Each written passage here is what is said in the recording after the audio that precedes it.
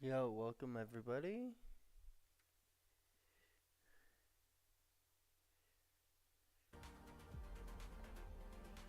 How are we all doing?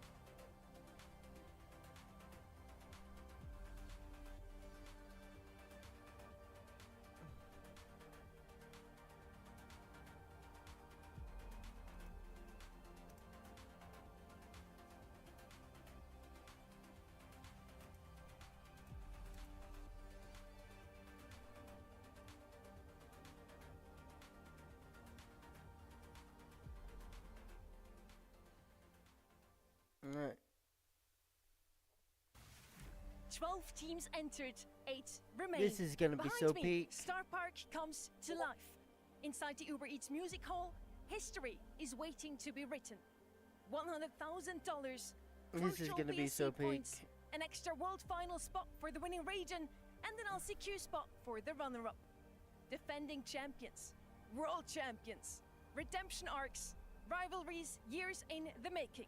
By the end of today, one team will stand above the rest, raise their BRAWL Cup medals here in Berlin, and reshape the entire 2026 season.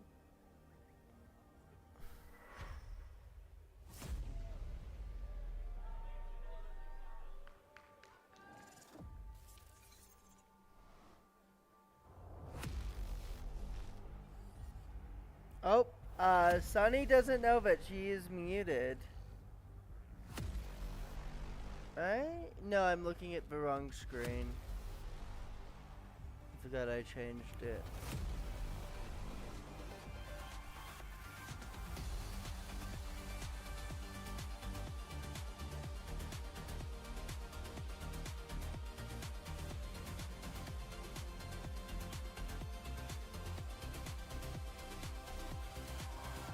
It all comes down to this. 8 teams, $100,000 on the line, and an additional slot for your region in the 2026 Brawl Stars World Finals. Like it or not, you're fighting for something more than yourselves. You are fighting for opportunity. My name is Barney Banks, and I'm your host, and welcome to the BRAWL Cup, live from the Uber Eats Music Hall in Berlin, and welcome to Championship Sunday! We've seen unbelievable plays, we've seen heartbreaks, and we've seen comebacks. And there's plenty more where that came from. So get loud and get ready to crown the most dominant region in the world. Worldwide on the scene, I'm a big deal. Everybody know me, I'm a big deal. Main event everywhere, I'm a big deal. Do that there, how you do it, do it, do it, do it, do that there. How you do it, do it, do it, do it, do that there. How you do it, do it, do it, come on. Come on. Woo. I'm a big deal, I'm a big deal. Hey, welcome Carpet. How are you doing? On the stage, got the whole place rocking. I'm a big deal. I'm a big deal. A warm welcome also from our side to BRAWL Cup Berlin, BRAWL Cup 2026. Herzlich willkommen auch an alle, die uns live hier zuschauen. Ihr seid super laut. Ich hoffe, die Spieler hören euch auch schon im Hintergrund. What she said. I was going to say, yes. Das haben Sie definitiv gehört.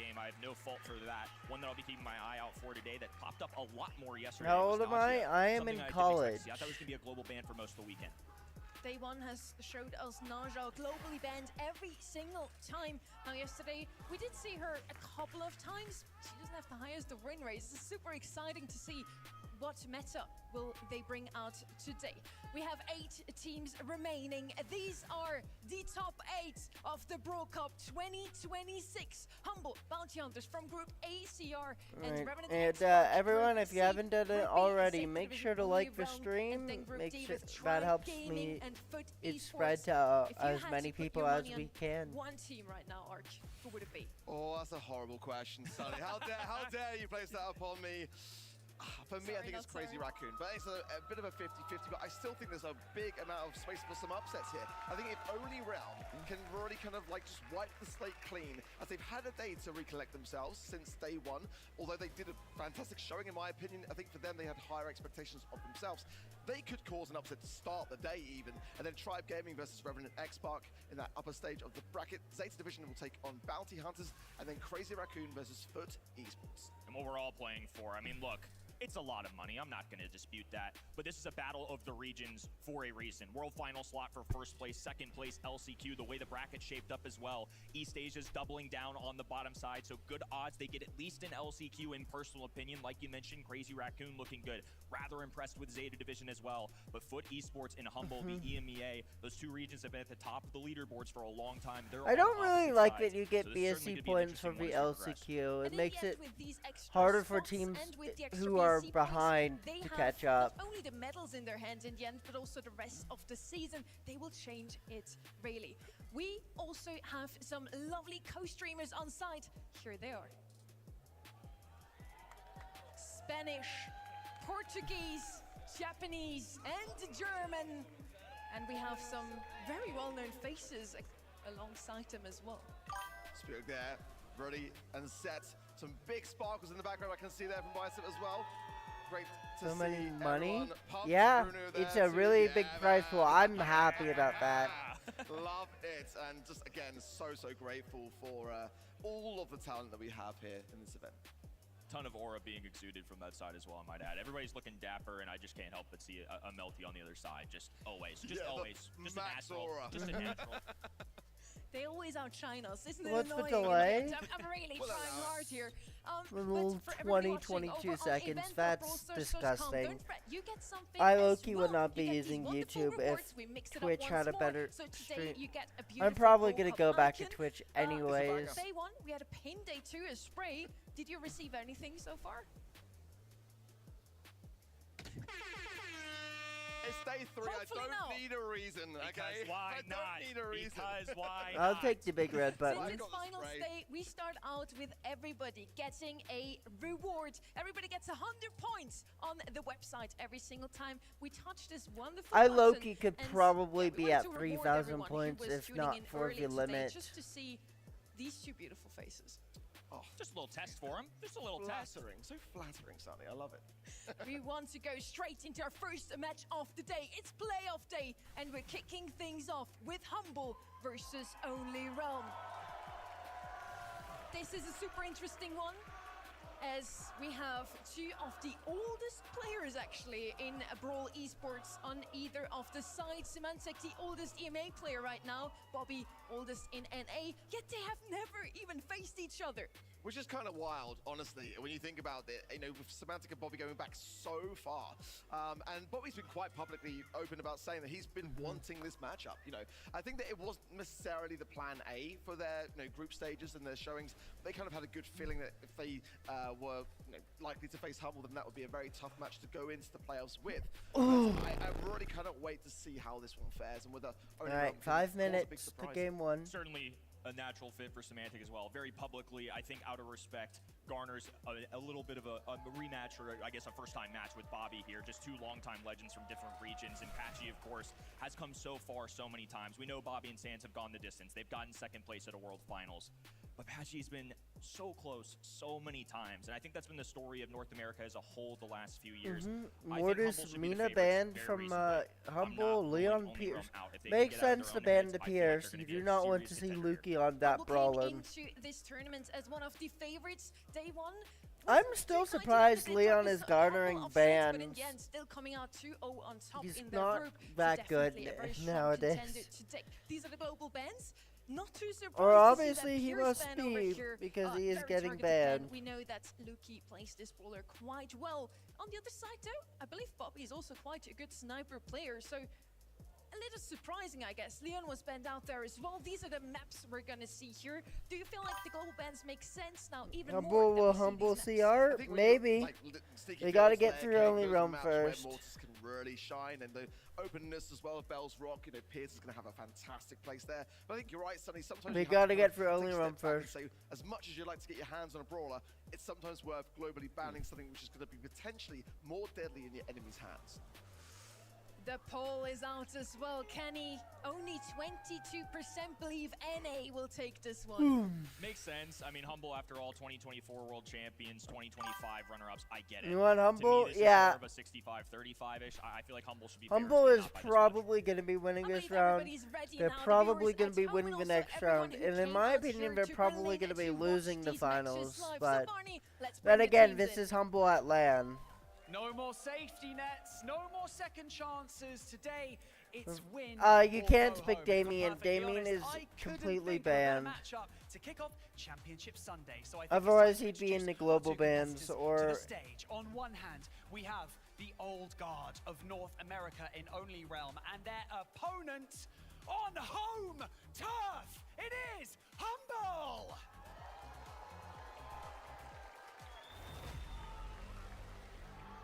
You support Humble? Yeah? Fair enough.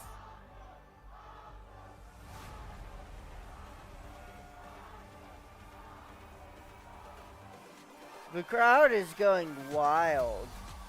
Dethroned at Worlds, but never broken. The dominant Don't ban Edgar, that's gonna be a 2024 problem. champions are back Um, on land. Hungry to maybe prove not in last this year's match. Silver medal was was just There's a no like minor Edgar setback. specialist, but like in next match with Tribe, Edgar will be banned out a lot.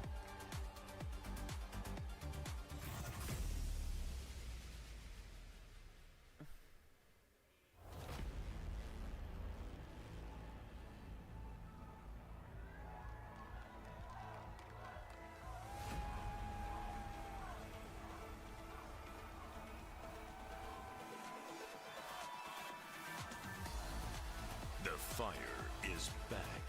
North America's founding fathers are back on top of Humble their and region, CR final, and that they're is by far the they most still likely have what outcome, it takes to conquer in my the opinion. globe.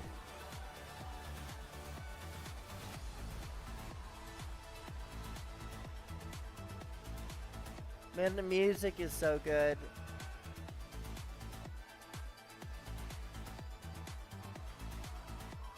Ooh, Bobby, can you come over here? Semantic! Semantic, hello. Make your way over here, buddy. Here we go. Oh? Let's go, let's go, let's go. You face each other? Face each other. Here we go. It's a tale and a rivalry as old as time, as old as esports. It's NA Wait for a versus water bottle? EU. It's It gonna looks be like he threw a bloodbath out t-shirt here, and I into the can't wait. crowd. So, Bobby, you ready? Been waiting Like 6 a years to merch face these drop. guys, so yeah, I'm more than ready. 6 years, Semantic. How you feeling, man? I think it's more like 8 years, and I'm definitely ready. Nice, they're both ready. You can go back to your seats, gentlemen. Fist bump. Ah, that's right, baby, that's right. Nothing but love right here on the main stage. No, But when that you're game 2,200 you can sub. bet Oh, that hug's cool. going straight out the window. We've got That means you Humble were pretty looking early. on top form. They're so dangerous, we all know that.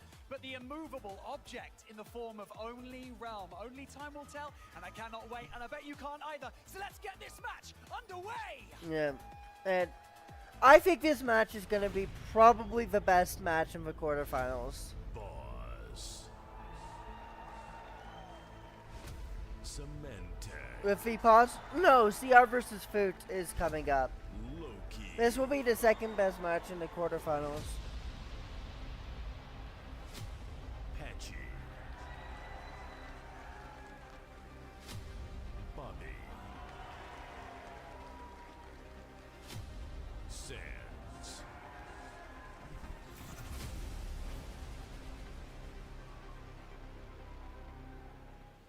And we're heading to Brawl Ball You to defeated start you in the things 1v1s? out. It couldn't Yeah? be any better. Congrats. The fan favorite mode for day 3. Playoff day. Alright, bans are in And for guys, what do Sneaky you feel Fields. like? There's more to take. Humble has Not first pick. mechanical skill or All of these teams bans who are have shown us the reasonable. cleanest draft so far have Chester their is heads up. open. The Otis crowd is as well could be open. a big factor here. I mean, certainly a lot of voices behind Humble, but you know, owning Realm, hungry for it. For me here as well, Naj is actually open. Not sure whether it's necessarily the best brawler to have. Yeah, right but now. we see Defensive, Chester picked and first. Ruffs mainly are the two that are going to be that. I pick love for us Chester being on this banned out map in because he this can be a instance here as mid, well. he can be a lane, Big he's really good in option both, to he's see super as well, dangerous the and that bans hyper especially man. out there as well. So Otis could be a card here to play. Wouldn't be the worst of maps as well for a trunk. We saw Bobby playing it a little bit. I'd like him to iron out some of those angles if he does decide to bring it in. Anti-take on the left-hand side. Now they're running out of options on the right. So Ims would be a traditional one on this map. Nita is somebody that comes to mind as well. Otis And in that yep, as well. So Shout- both sides Otis picked up. immediately Both starting sides have a with this, and then decent they're gonna move towards the anti-tank. good brawlers. You mentioned the Welcome, Sandy, Caliber. definitely a I saw target you point, something we saw followed only me on Bum do the Twitch. other Thank day. you for It's one that. Sands is very iconic for as well. I'll So I think probably this go is back Humble to doing good streaming on homework. Twitch soon. Leute, ihr habt gehört, was Ark gesagt hat. Feuert euer Team Oh, gleich an. there's Es one more wird thing ihm I noch mal forgot to extra do, Energie geben. which is You put heard in what a Ark said. Discord link. When the crowd is cheering, it's gonna make it so that the team can do even better and perform at their highest level today.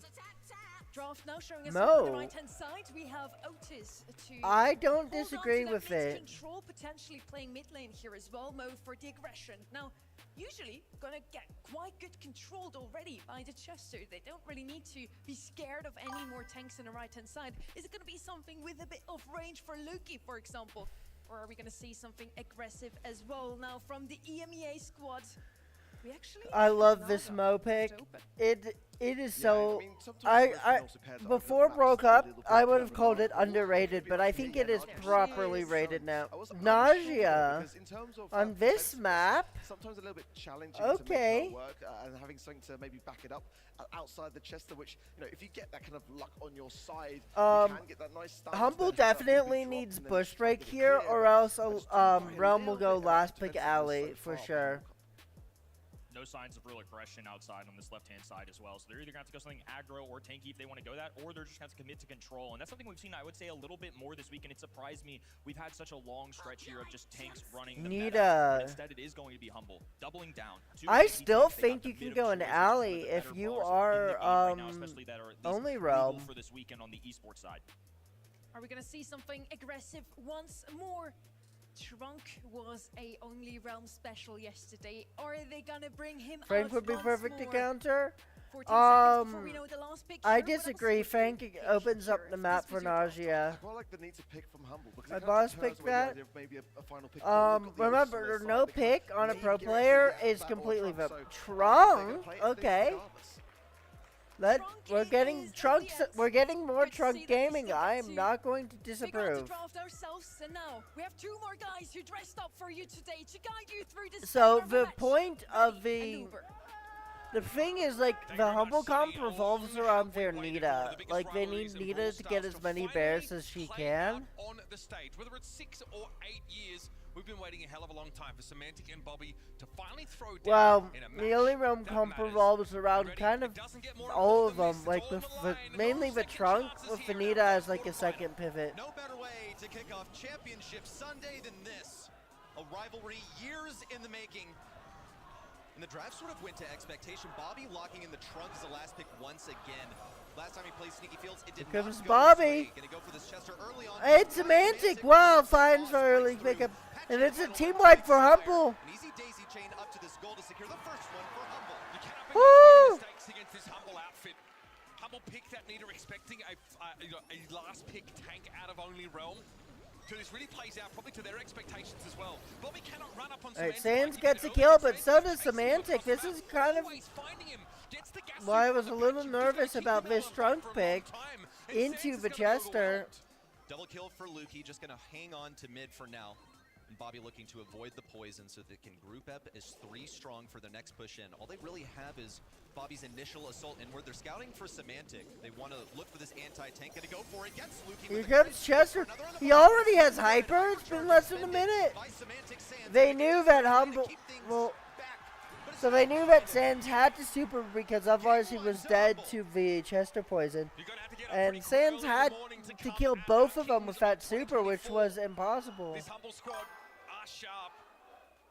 And Semantic, watch him. He is diving after the Trunk on every opportunity Yeah. that he gets. He will not give Bobby any room to breathe here.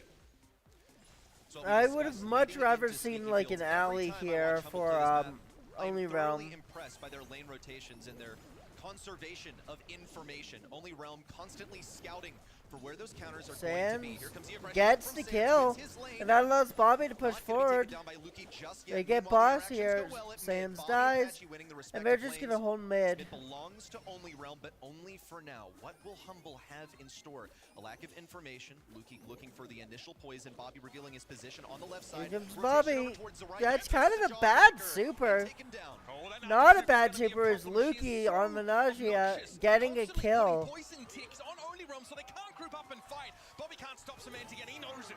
Walk in for Humble. Near interception. Yeah, as this is well. just a Bobby played that as complete best as outdraft. he could, but he's facing 2 anti-tanks that he cannot afford to feed. Still hanging on to the super. Menagia is Sands getting also so looking much for the value. initial push I would have in. much Once rather. again, let's I'm see gonna Semantic keep is saying running this. away. I would Here have comes much Hyper rather from have an behind. assassin. Circles from the top, but Sands Good breaks job, through. Sands. There's no opposition awaiting him at the goal line. Heavily targeted with global. Yeah, the Lukey aims particular have been map ban. Sands insane. is the player to watch here for Only Realm. He's got the playmaker potential on this Mo, and it's the only one that can really go after the Chester, dive those side lanes. Semantic has to respect him, but meanwhile, this is an absolute wash. of Hyper this. Bobby's gonna be forced away. in a minute and a half. Wow. Super out from Lukey, and it's just too much to bear. Humble wipe the floor with Only Realm in Brawl Ball. It was the Bruce that just kept on giving. Bruce the Bear charging forward. Bobby couldn't find it in the crit spot, had no assistance from Patchy at mid. And then Nita was able to cycle an entire new bear off of that push all the way back in the spawn. It's the hazard domination for with the Humble. tank. It is not a super that you can afford to charge for the enemy. You see how targeted they were with these selections, with these bans, especially. And only Realm that tried to account for this. I'm gonna keep saying this. I would have much rather seen an alley on the side of Only Realm instead of that trunk. The frustration already beginning to set in after set But one. yeah, the Nausea was a really good pick. How much they can give into emotion on the stage. Yep. I mean, already some frustration starting to emerge there, and I know exactly who Patchy was talking to. Oh yeah. In that moment. We saw Bobby try and go after Semantic on multiple occasions, but Chester is a no, the trunk pick is on Bobby's draft guide as you need an aggro for Brawl Ball. Try as Bobby did, he was not able to make that connection. Luki on the Naja. Obviously, she's not known for high amounts of burst damage, but she's a fantastic control brawler, constantly inflicting that poison with shots that are pretty hard to miss, and then a super and star power that spawns more of those snakes, more of those poison stacks. I think you've got to be banning that. It's one of Luki's most played brawlers across any map, and you've got to respect it. He has no reservations about playing it. Nausea should not be good in Brawl Ball. It's not globally banned, so Bob would eat him all single-handedly with its Handsome Colt. I would never play Colt on that map in pro play. That's ridiculous. She's his most played brawler in the lead up to this tournament. She's got to go. Too many brawlers. Hey, Evo Title, welcome back. Humble completely destroyed Only Realm in set 1. We're already set 2. Quick adaptation. Unless it was already planned. I think this one was probably already planned from the get-go, but there was no way they anticipated the retake to be so effective with the Naja on sneaky fields, usually geared towards some of those high-paced, tanky brawlers. Lumi, instant appearance from Humble. I'm noticing a lot of the same characters showing up for Only Realm, a lot of the same enemies, a lot of the same trauma. There's a spicy. Bro, where is Rico? Not on sneaky fields, not on layer cake. Yeah. This particular set. It's already 1-0 for Humble. Play like an all-in strategy, or try and wait till the final seconds in a round. Also, Hit Eject are pretty good at zoning on layer cake, where there's a number of choke points that you sort of get bottlenecked into. So, welcome, Pim. Meatball to start things off with, obviously pretty potent brawler with some degree. Hey, of Vexy, nice to see you here. Make it a little bit easy to hit and build up those supers. Just a very effective control brawler with a gadget that can stuff any dives. Another one lurking in the shadows from Only Realm is that. How are you? How am I? I am super tired, but I'm super excited as well to be able to have the finals of Brawl Cup. Go for now. It would synergize nicely with the walls. You think it'll be 3-0 for you one? I agree with you there. To play into this Alright, good start for Only Realm, but this is like a very NA Meeple Kaze. Very, very NA so far. Kaze taken away from Semantic, one of his most, in fact, his most played brawler in general over the last few weeks. If you're in the realm, you sort of round this out here with like Smiley start calling up the GG last pick. It's not gonna happen in pro play, but yeah, it is scary and ranked. It's a brawler that both these teams like to make use of. This is definitely a quintessential Luki pick. 70% win rate for him on the Shade. Classic. I don't love Humble's comp here. I think it's lacking in range, but this is layer cake. Got to dive on the Lumi somehow. Yeah. It'll be a big risk to combine the aforementioned here with this Kaze. You gotta find something that beats the Shade. You can go Frank. Respond to. Break the walls or play around them. Fat splatter into a wall, I Otis. Guess. Not a kill confirm right there. They're just gonna try and deny super. They're gonna try and inflict the same damage on Humble that they witnessed at the hands of Zeta on day 1. Hey Pim, you can watch it. You can watch the recording of Brawl Cup even if you can't watch it all live. Brawlers, right? You've got the Otis with a mute button who can be a very powerful duelist and again can punish chokes with Fat Splatter, make it hard to pass through them. But Chester is going to be very good against the Kaze. I think Lumi's going to be really annoying to play into. Her gadget, Grim and Frostbitten on this map is a massive pain in the neck. Get the blue star first is the plan though for the Kaze. Sands is going to step up and... Yeah, I don't like the Otis pickup here. Especially if it's not playing the Lumi lane. Don't want to let this get back too far too soon. A bit of initial damage on boss and a lot of respect. Because just look at this. Humble's taking so little damage and they already are pushing up so far. Bobby I is don't like strength this. from that position. Everyone backed Yeah. up for now. Only Realm still look really just fine. It's going to take another gadget from Lumi to make some real damage happen. They've Or a given up the super. map. And they're also avoiding giving Luki any supercharge. How, though, do Only Realm fight into the map here? Yeah, Manchester Meeple does catch Luki out for a time, but this poke damage coming in from Semantic is going to start to become pretty oppressive. There's a group Bobby trusting caught Bobby out. has to move out of that spot there. It's very awkward for him to play into this. Boss is very Humble close is to gonna hold super. Only Realm in place here. They just need to be careful. There not it to is. overextend. Another Mansions to There's no push way Luki only back Rome a little survive bit. another minute in Creating this two lanes. position. They need to Humble start getting impatient. supers. Semantic gonna try and push forward. There's no dice. They really do have a kill confirm with Boss's super. So they're just making sure they use it the right way. They also don't want to get blasted away by Patchy. If they go for Bobby on the right side, it's going to be He's gadget. super on locked Bobby. in. Oh, boss! What? You're kidding! No connection. Bobby now low, but able to heal up. Meeple super in play. This is going to force Luki to be a bit more passive on the left-hand side of the map. Boss has to bide his time. Another Mansions comes in.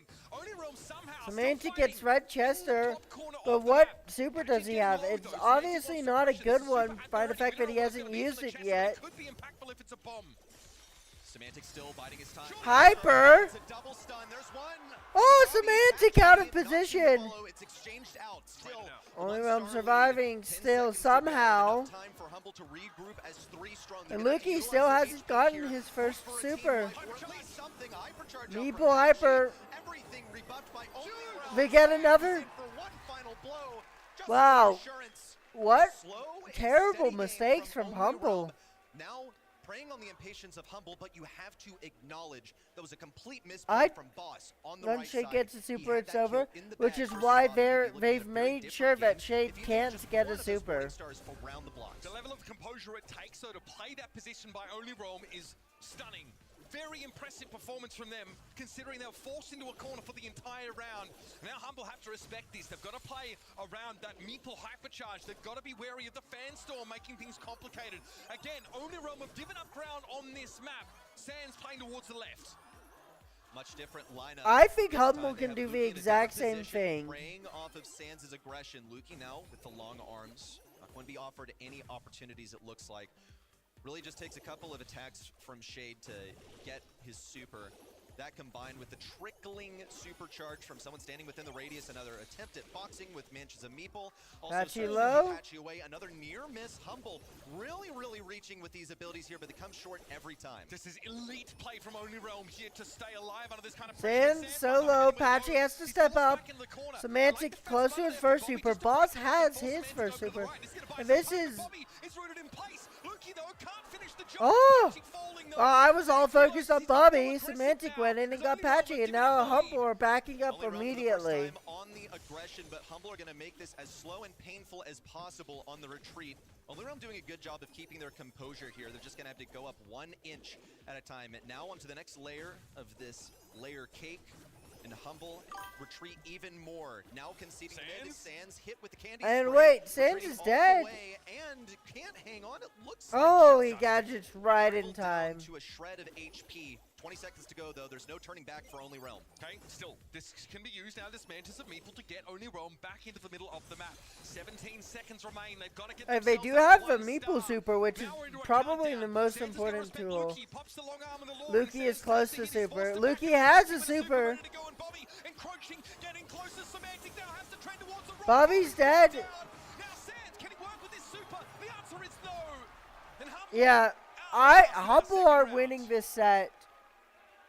The win conditions could not be more clearly I spelled do out. not like this Otis Look at last the pick. anguish on the players' faces as well. Semantic up here sweating. High pressure gameplay as Only Realm are pulling out a level of mechanics that I think we were not really expecting.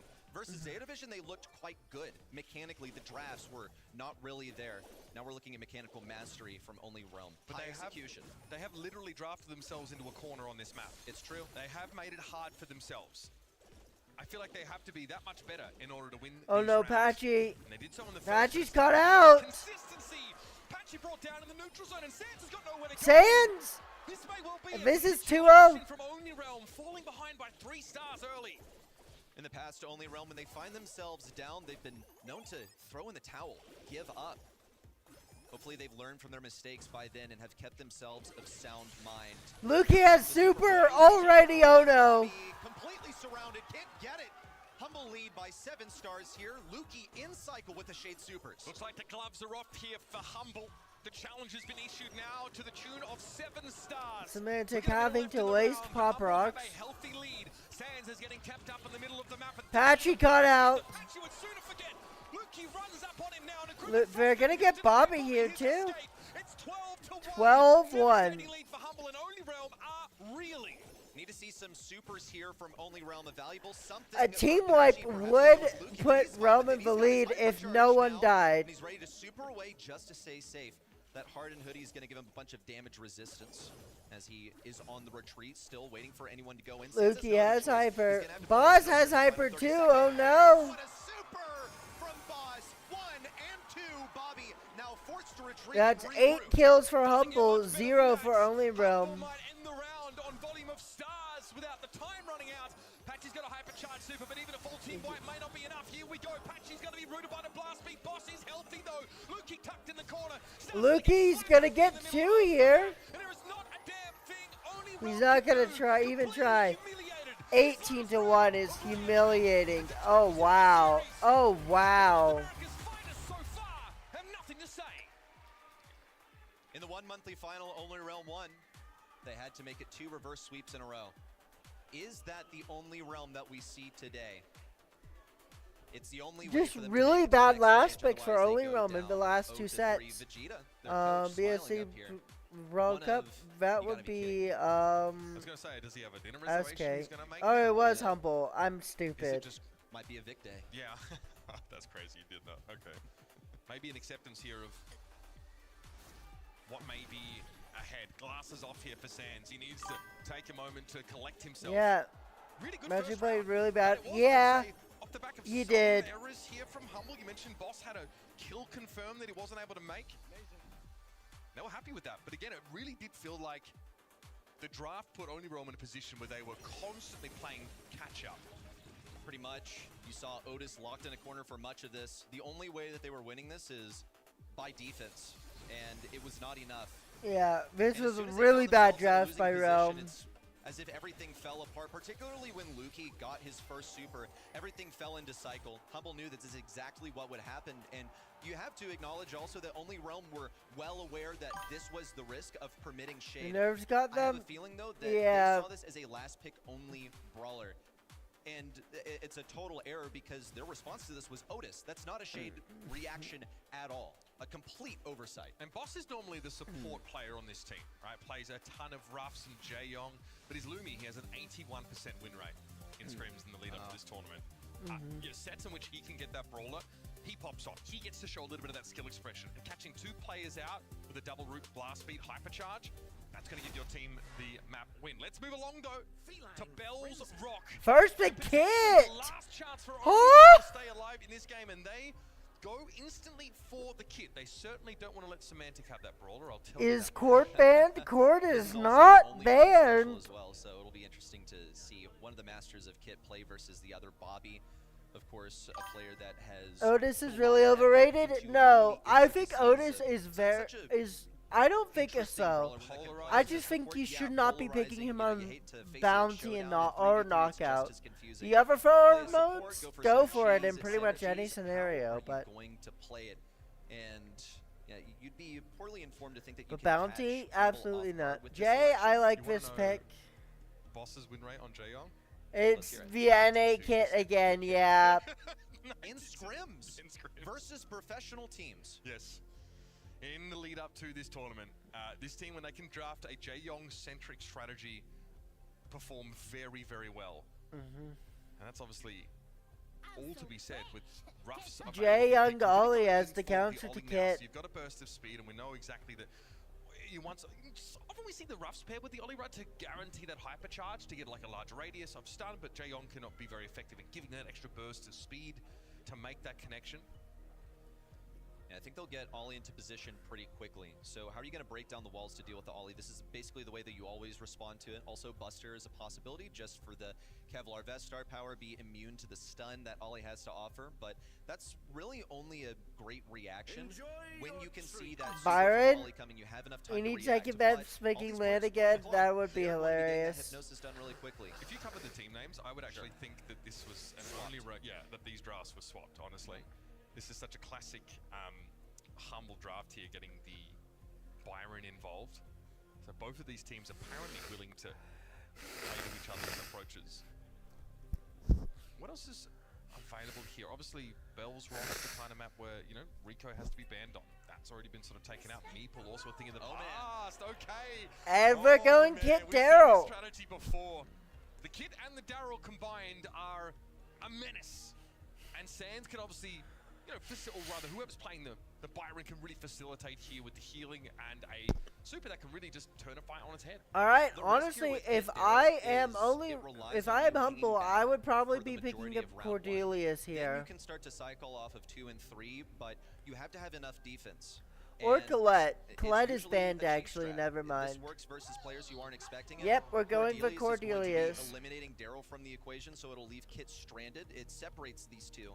So if I was only Rum, I would have gone for first pick Byron instead of first pick Kit. Because Jaeyoung, Ollie.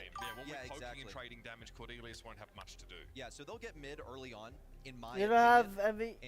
I don't know, Yefui. Yeah, sure, they can do Maybe it's something to do with your region. Particularly crafty, but at this level of play, you're typically running jump gadget. Yes. It gives you like evasion. It could also be like if you need to be watching on the Supercell stream because my stream has like a 20-second delay. Yeah, either quarter RT was a must. But with the RT bug fix, I think that Cord is like the best counter to Kit Daryl in general. Like watch it. Here's the thing, Kit Daryl, it's okay to lose the first round. Look at Boss farming the hyper. Just stay within the radius. Bobby also gonna have to go for the kill. Yeah, feed some stuff to the rest of the team. Boss is like, nah, and cue the yakety sacks as everyone's chasing each other around. Boss probably 2/3 of the way to his hyper, I would say. Yeah. Clever by Bobby, not to make sure he didn't heal up there, of course, but that was a tough round. Now, though, we get to see what Only Realms comp is supposed to do. And now here's the thing, if Bobby rolls in, then Boss just supers Bobby and Patchy's dead. Cordelius is sitting on super. Boss is going to be ready to break up the Bobby Patchy tour de force if they try and combine. This is why I would have much rather had the Byron first pick, because if you do that, then it's a lot harder. Oh, they tried to super. Bobby looks to claim a kill, hypnotize. Now looking for the long way around onto Semantic. Doesn't have the second roll. Boss puts him in the realm as Sam. And Bobby is dead. That is going to be humble on match point. Only one victor. Easy to counter, you need last pick for it. It depends on what you go in your 2-3. But yeah, this team. Like, I would have much rather have seen Byron 1, because that makes Humble go for a much more conventional comp in their 2-3. Last chance here at Brawl Cup to say something for themselves and for the region. It's been a tough year. In fact, it's been multiple tough years since the core of this team stood and made second place at Worlds. And they've been waiting for this matchup. We only have to hope it's not over too soon. The fall of only Sands is about to die here. And you can see exactly why Patchy pushing in looking for anything. Patchy tried to get Lukey, missed. That's a wasted super that he kind of needs. Running it down like they do a lot of times, but it just doesn't work versus former world champions. All right.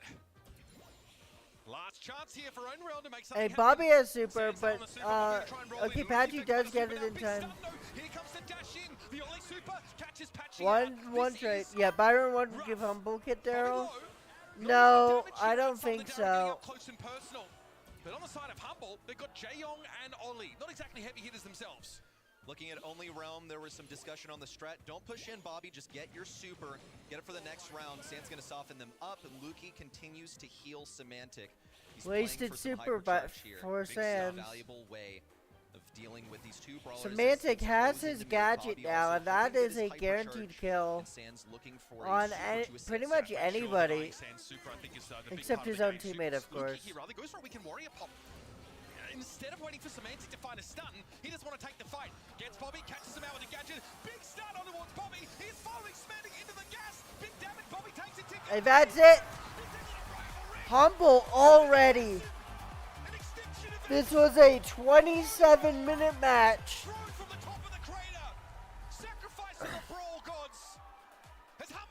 That was domination. Holy, not a sweep. Because Humble did win, Only Realm did win a game that Humble absolutely should have won. However, just complete domination, outdraft and outplay in every single set. That means the whole region must pin their hopes now on Tribe Gaming down to the stage, and we're sure it's an elated Team Humble that are waiting. So let's waste no time and head down with Barney and the gang.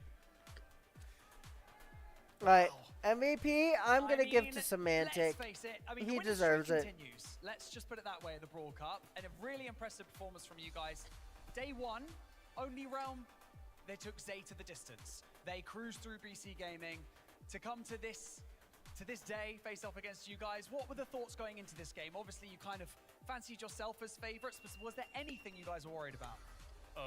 We need new tactic. Because global bans really helped us, as we just predicted everything they wanted. No, that wouldn't work, Georgie. Because of Cord. And we just thrilled them. Got an interesting piece of information for you guys. If Tribe win their next match, yeah. Bobby needs to go watch his own draft guide, apparently. From this competition. Does that feel good? It feels actually really good. Even more in Twitter, like there's always beef within EMEA and North America, and it would feel great to have Europe again on top. I have a history of Tribe Gaming to always lose to them in World Finals. Now I beat them in the last two, so I would like to keep my streak against them with a win. Okay, that's a fair point. Now, I did notice as well, though, leading into this match, you know, there was also a lot of mutual respect for each other as well, as people who have been competing in Brawl Stars for a long time. Does it feel like, you know, that mutual respect is still there? And obviously, they're great competitors, right? Yeah. And we have a lot of respect to all the team. Like, we are really good friends. We just sad that they lost, but someone needs to go out. And I'm happy that we're still on. Well, the first team to make it into the semi-finals is, of course, yeah, Humble! Just complete.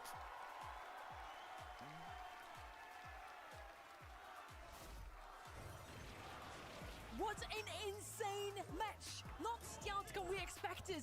I thought we would go all the way. Unfortunately for Only Realm, their journey today is cut short. GG's. Hey, welcome, Lincoln. Such a disappointing showing from them, and I'm sure they'll be kicking themselves for it. And it wasn't how they wanted this match to be. They wanted to take it all the way at the very least. You wish Realm would have won. Realm were never winning this match, but I would have. They should have done better. They should have done much better. I mean, it's Humble. It's Humble. They're world champions. They are the current reigning Brawl Cup champions, and they're coming out today showing that they've still got it. I think like the cracks were showing for this team coming into the tournament. Look, the three super teams in the world right now are Humble, Foot, and CR. Foot isn't a super team without Gasty, so it's really just Humble and CR. For Only Realm to get them in the quarters is a little unlucky, but it felt like Only Realm made these games 20% harder for themselves. Yeah, the trunk was a good example, and off to a bad start for Only Realm immediately. We even talked about it at the desk. They were, picking trunk yesterday already. It worked, kinda, and we both said maybe today it's not good. A good next option. matches they you went won't with it watch. anyway. We have Sometimes Tribe pay versus off, Bounty not today Hunters. for We Only have Realm. As we already Crazy established, Raccoon versus EMEA Foot, which is a is the banger, only and we region have that now Zeta still has versus teams in the race to actually make it through the finals. East Asia has two teams, but they're Zeta on the versus same side of the we have bracket. we have So Tribe EMEA versus technically the Revenant, only region who can Zeta take versus both Bounty the Hunters, World and CR Finals versus slots Foot. and the extra LCQ slots home. Yeah. Humble continue this reign. You feel bad for Bobby? I do as well. But like they had a very easy way to get to not face Humble in the first round, and that was beat Zeta. has been playing fantastically well. And but while again, you for North America only so Realm far, are it's the right now, underdogs it's all down in to that Tribe Gaming to Invizeta keep them in the matchup, race they are good for enough Only that Realm. they I can think beat that them. For me, I'm just disappointed because when they play at their best, that is a team that undoubtedly You got the same win this whole predictions? thing. Cool. I just think confidence has always been a big deal for this team. You talked about it right at the start of the weekend, and you said last year when you spoke to them at World, spoke to Bobby, you knew that they were going to bomb out of that tournament before they started. And I think the loss for those guys in their group left them shell-shocked. I saw Patchy after their first day of games, and I was like, guys, you actually got out of this group. It looked like they were eliminated already, and I don't think they've bounced back from that. If confidence is key, then Humble certainly has what it takes to make it all the way through. First up, though, they're the first team to wait in we the got semifinals. 10 minutes. Trying to find out who is gonna go up against them there. We have a little bit of a different content piece for you now. Guess the brawler. Ooh. Welcome to Guess the Brawler. They have 30 seconds to guess as many as possible. The time starts now. Pistols, wall break. Colt. Peep. Nani. Got a shadow in front of a band for this tournament. Serious? What? No, skip. Skateboard. Ollie. Okay. First brawler. Shelly. Japanese fans. Fans. Dash. Okay, skip. Arcade machine. 8-bit. Yep. Newest brawler. Naja. Nope. Not bad. I think we got this. Okay. This is round 2, and I'm here with Team Humble. Oh, Humble got brawlers are you gonna this. guess? More than 8. Okay, 30 seconds. 3, 2, 1, go! So my brawler is a thrower. He throws Barley. bombs. Dynamite. Yeah. Train. Chuck. Rat. Rat Mole. Spawns shadows. Sirius. No, 3 shadows. Super. Skip. Okay. Can control enemies with first super. Willow. Long range brawler, my favorite one. Semantics. Pierce. No. Semantics. Piper. Mutes enemies with a super. Mortis. Ink drops. Yeah. Skip. Stop! Shit, no. I mean, 6 is fine. 6 is fine. We're not happy Okay, with that, 6? but we're fine with the regard. Yeah. Welcome to round I number feel 3. like you could do I'm here in better. the lobby. I'm here with 2 fans. You can win the gold Brawl Cup postcard. Woo! But you need to have at least 3 brawlers correct, okay? 3 in 30 1, seconds go. is pretty Okay, easy. so he's an old man, he's living in a hotel, and you think of ice. When you think of ice, yes. Okay, so he's also an old man, he's like a magician and he poisons people. Byron. Yes. Okay. Oh, he's like rolling on the ground. Daryl. Yes. Okay, so she's got like, say hello to my little friend. Jesse. Yeah, okay. We got, he throws stuff. Dynamite. Like free stuff. Tick. Yes. Okay. Time is up. Oh my god. Oh, I think I could get Guys, 8 you if I won played the with my. postcard, the gold postcard, and this was Guess the Brawler. The fans did pretty well, the players and the casters too, I must say. Now we have something else for you. I hope you were all keeping up with our bingo card. I hope you did Uber today. Me? Oh. Yeah, we don't have bingo yet though, right? Apparently Not it's been decided that I'm wearing the brightest outfit, but I think I've got some contenders. I've had some contenders. Okay. Either way. We only crossed it out today because the last 2 days I think I still did a bit more. If you say so You're yourself. wearing each other's wardrobe sometimes and just not even realizing at this point. It's no like way. it's quite That day one it's quite shirt bright. was looking a little familiar. I'm not gonna lie, mate. No comment. Don't know what you're talking about. The oh my goodness came out of you already as well. It did. I felt like it was the good time for it. Tickle that out. It was that hot zone moment, wasn't it, with Reverend okay. Spark? And I thought Warranted. that was warranted. I had to come back to the desk saying that because I would have absolutely been saying it on the casting desk, so it made sense. And now you have waited for long enough. Let's head straight into our match number 2. Tribe Gaming versus Revenant X Spark. They both have been performing exceptionally well. Tribe finished with 2 3-2s over an incomplete but lethal Foot Esports. Regardless, they redeemed their prior Brawl Cup run against Toxic Lotus as well. They did top that group in the end, and we all called it the group of death. So that's quite a remarkable feat. Yeah, for me as well, Semantics saying a lot about how his, back and forth with Tribe Gaming historically over the years could come to light.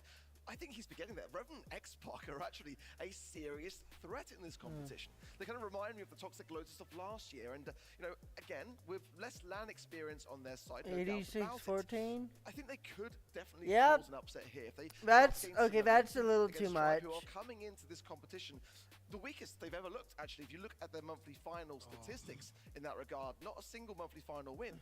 So I think for Tribe Gaming, yes, they are looking very, very strong on the world stage. Their Like, draft is gonna have obviously, points, Tribe are the and their favorites, confidence but is key. it should That not LAN be by that experience is gonna much. come full circle. Diego Gamer is the secret for me. And while the results haven't been like the best for Tribe, I also think the rest of their region has come up and it's looking more competitive. So I believe in these guys at LAN. Diego has been really fighting. This isn't his first time at LAN. This is his first time at LAN like as a starter on a roster. He's someone we've been waiting for a long time. I think he makes this the most consistent and reliable team in NA, even if they haven't had the peaks of some of the others. But look at Onirol. They had those peaks and they flamed out on stage. I don't want to see you peak too early. I want to see you make it all the way to the finals. I really think this team has got what it takes. We have the global bands on stream now as well. Crow, Colette, Edgar, and Ruffs. And I must say here, we have Revenant X-Pac always being extremely reliable when it comes down to playing their comfort picks. Tribe Gaming, of course, now had a lot of time to prepare what exactly they want to play, and I feel like Crow and Colette might be a bit targeted there. Definitely Colette for sure. I feel like whenever I'm seeing Tribe, my mind always goes to tanks. But interestingly enough, we are seeing how they're using that against other teams actually, and kind of keeping it more in the back pocket. Starting to really experiment and come out of their shell and trying to do things that their teams that they're facing least expect. 14% only for Revenant X-Pac. Is that warranted over? No, but this is bound to happen, I think, for a Road to Brawl Cup team who are still a little bit untested. And we talked a little bit about the group that they were in, right? I think the Eternal maybe weren't really ready for competition at this level, so expectations are still tempered for Revenant X-Pac. The players are waiting backstage already. I hope you are ready as well for match 2. Right. Hey, welcome, champion. Well, Buzz. we are well and truly underway because it is time for our next quarter-final match. Now, these next two teams showcased perseverance and heart yesterday, taking their matches to the distance. Nice to see you first here. up to take onto the stage, we have the team who not only survived the devastating Group D, but dominated it in Tribe Gaming, and their opponents with the entire region of SCSA on their shoulders, and the rookie sensations either How side. you doing, Sergeant. champion plays? Ooh, it's Revenant X-Pac. Let's do this. Yeah, I know.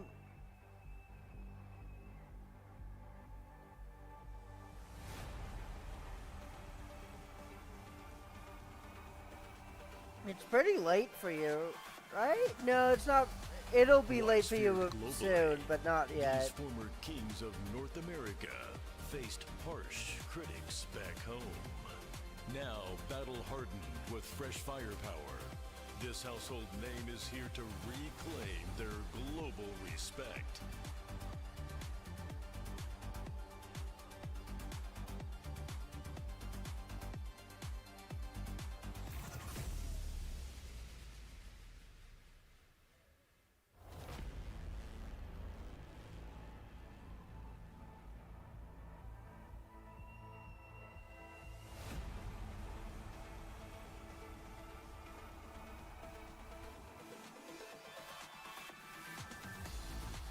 Last year's Cinderella story was Tribe for the win? missing Yeah. happily ever after. I'm rooting for Revenant. However, I do think Tribe. I predicted Tribe because, like, it's hard to predict against to them. finish the fairy tale on the global stage.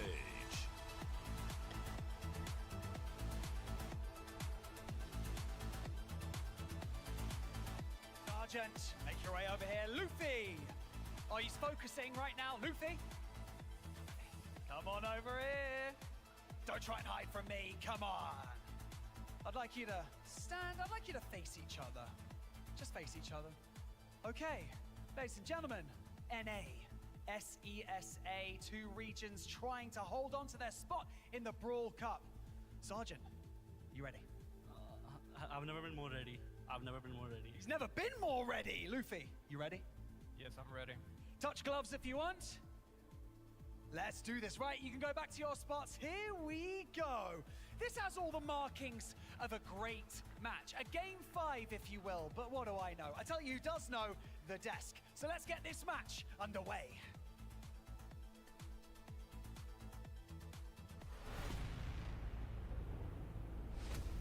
Luffy.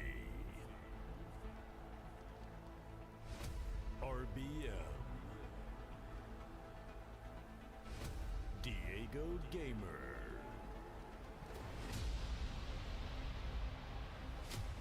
Hiroshi.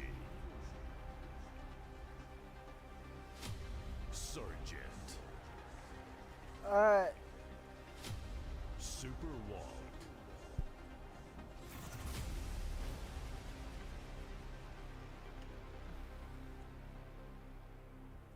Thank you, Barney. After 2 days in Berlin already, I must say, the crowd is amazing. The weather has been great. The players are showing us the best Brawl Stars we could expect. And I'm so excited to do it all again today.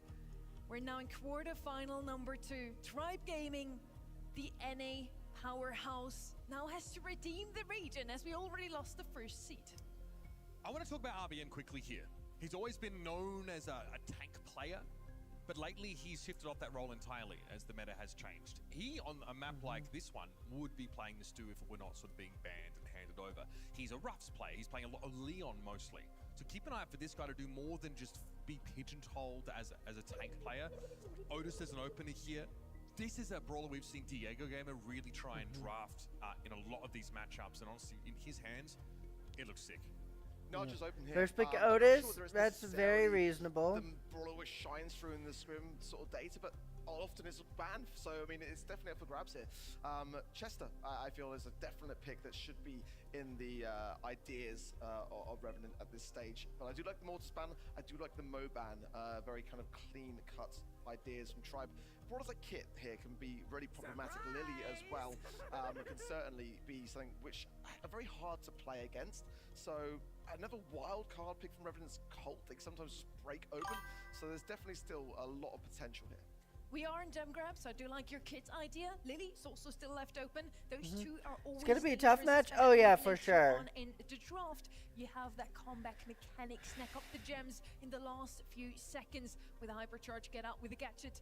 Let's see if we're gonna see such an aggressive brawler here already, or if we're gonna go with double counter. Charlie and Chester now, a lot of DPS and perfect against these pesky assassins. This is nice drafting because you'll notice that both Mortis and Edgar are unplayable here, but one brawler that is open is Fang. So if you're reading into Luffy's tendency to want to play these all in, like high upside, high mechanics, I like this 2-3 so far. However, it is still very kind of flawed. Yes, I guess like Mo's mechanic banned, versus push, Stu hasn't is it, really, banned, Charlie, which and you allows can you to do use that. to your advantage in those assassination brawler moments. I like your shout off the Fang. Now the Shade's come in though, it may not prevail, Shade, but, alright, Shade has it's had a little some early, very good but like, showings this I weekend. guess this It's is also had some where very you have to poor pick it showings. if So, you're going to I pick do it. worry with the potential of wall break still available on the side of Revenant. That's why I don't like Shade at this stage of the draft. Shade is okay. Yeah, I agree with you. You can break up the walls already with Chester. Now we would have even more options open. Rough spanned out, but Griff, of course, could still come in on that right side. Nita now. They also need to double down here. Really want to make sure they don't get any assassins I like against Benita. them. But there's the Griff we And we mentioned. took Opening Griff up for the wall map break. against the Shade. Okay. Always a great idea. Now we have two soothing voices for you for this match to bring it to life, Kenny and Trev. Thank you very much, Sonny. It's good to be here on Championship Sunday. While these teams took two very different routes to reach this stage, they have one crucial commonality. They are down to their final life. The weight of Championship Sunday is heavy, and both of these teams being tested. A miracle run in Stockholm for the right-hand in. Meanwhile, North America are trying to shoulder an entire region. Tribe Gaming versus Revenant X-Mark. Super early wall break coming in from Sergeant, taking out pretty much all of their back bush. They know this Shade's going to want to get in those aggressive positions and really make use of those walls. So getting rid of them usually wouldn't be the strat, but seems to be working so far. Sergeant on A the lot of mid control for Revenant, but Tribe on the top and the bottom. Out to that top right-hand side. Luffy still juggling all of it, though. Somehow remaining alive. Hiroshi just going to rush this down and ensure the kill. Yeah, well, the ban coming in nice and early. Bit of heals with the Bear With Me go back RBM's way. Sergeant gonna get muted from range by Diego Gamer, and he's taking the 1v1 matchup, but Sergeant using those mechanics to juke, stay alive, but the Fat Splatter will seal the kill. The KD is just entirely favoring Tribe right now. I mean, there's not been a single moment where Super Walker, Hiroshi, anybody on this Revenant Xbox squad have really expanded until now. Finally starting to accumulate some gems, and you're starting to see the vision. Clearly, this Griff pick, as we all knew going into this trap, was here for primarily the piggy bank, and also as an option to maybe get some high DPS against something like a Shade. Chester able to get that shut down. Little candy popper going in as well. RBM manages to get the trade. Still Jim's favoring Tribe Gaming, but it's getting a lot closer in terms of positioning. And Charlie is doing a lot of utility. Luffy just walking up. He does get super out of it. Diego just pressuring it, forcing Sergeant to pick. Oh, the stun! It hits Sergeant though. I think that's the wrong target. Chester does get the bomb off, but does not hit Diego Gamer, which is the most important target there. Aggressive out of Super Walk, and look at this, the longer this goes down, Shade's superpower slowly dwindling away. The one thing the Ghost can do is get through walls, and now in the wide open, he's gonna have no range to work with. Yeah, next gem gonna be spawning on Revenant's side, and that would kickstart this countdown. This still lingering on the right hand side, the super of Hiroshi, but Luffy trying to get in, get that gem off their opponent's Oh, side. Revenant, they're gonna get it unless Luffy steps up here. He does. But Luffy might still die here. We'll see the end of Luffy. Stun! Hiroshi gets stunned! And that's going to be Revenant with game 1. I think Revenant are taking this set. Alongside him as well, as Luffy has a super, has to dive forward at a moment's notice. 15 is plenty for the count as Sergeant plays bodyguard. If you're Tribe, you have to take advantage of this early game a lot more than they did. Not giving him supers this time. They're just taking all his power away by not giving him any walls. Really, really smart strategy here from Revenant X-Spark, and super unusual to see them just break probably the most important wall to them off the start in the usual game, but against this Shade, very smart from Tribe. Tribe need a quick game. They led very early on. The piggy banks, the more they accumulate, the harder it gets for Shade to persevere. You're seeing Luffy with the double Shade tech. I really think they should patch that so that Shade can be balanced around not having that double tech. I mean, the start was the main issue in the previous one as well. Huge piggy bank there on the left-hand side from Sergeant, just filling it up with those coins. And Luffy's so close to super. On the left-hand side. Luffy, no matter which way he goes, he's not got a nice matchup, but a super miss. He gets it here. Wow, well played. And he won't be pleased about that. Luffy taking advantage early. Has to be able to grab these kills and allow for his team to expand with space. Diego Gamer and RBM gonna have a tall task ahead of them. A cocoon going down immediately. Now the wall break as well as Luffy tries to Luffy already has a hyper. This is looking much better for Tribe. Cutoff goes off in the mid. There's so much room to operate now, especially in the wide open. Stuff like Fat Splatter is not nearly as valuable. Well, a hyper charge for Luffy and one for Sergeant on this right-hand side, so not an ideal matchup for Luffy at the moment, but he's gonna go in now. Hyper charge as well, and the piggyback knocks him away. Gets a double. He's going to get 3 gems as well. This is going to be game for Tribe. Sergeant does have his hyper. What can he do with it? Does not use hyper super. What? That has to be a mistake. One of the two in the bottom left-hand side, but Bruce the Bear is fierce. Luffy has just enough walls. It's gonna be a close call up in the air, but wow, GG. Tribe Gaming tie up the set. Revenant not looking nearly as confident in that one. And it was a much better start for them as well, so it's weird to be seeing. Oh, that, Ignited, rip your website. But Tribe took a fast lead early on in terms of gems, so they're going to want to change this game plan back to what they were doing before, because that really didn't go well for them. Luffy making that pop-off play to grab those 3 gems, change the entire direction of that game. They got through with it, especially after all the piggy banks didn't get to go down as early. Luffy capitalized on the moment. Luffy not getting as many early supers. The early supercharge. Compared to game number 1. Another piggy bank distributed top-hand side. Luffy still on this. Oh, it is so close, but he goes down. Just such a hard job for him. It's a good job Diego's holding his own through this mid, to be fair, because both of his lanes are folding again and again and again. And don't get me wrong, I think we expect the Shade to be doing that. All he needs is the one play like he did last time. But down he goes again and didn't get any super. Hey, welcome, Ignited. You want the player icon? You should be able to get most of it through predictions. Diego Gamer Gamer holding on to a super No. zone, so they have to either make a pop-up play with Luffy, I would say, or get Diego Gamer to get a big-time mute.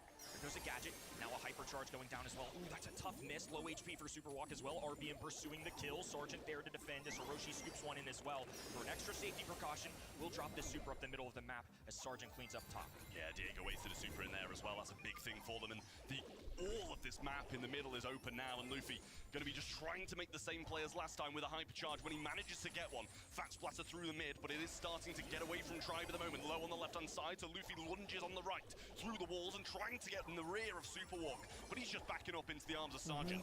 The Haunted Hoodie up top. Not enough. How are you doing, Ignited? And now this is wide open area in the middle of the map.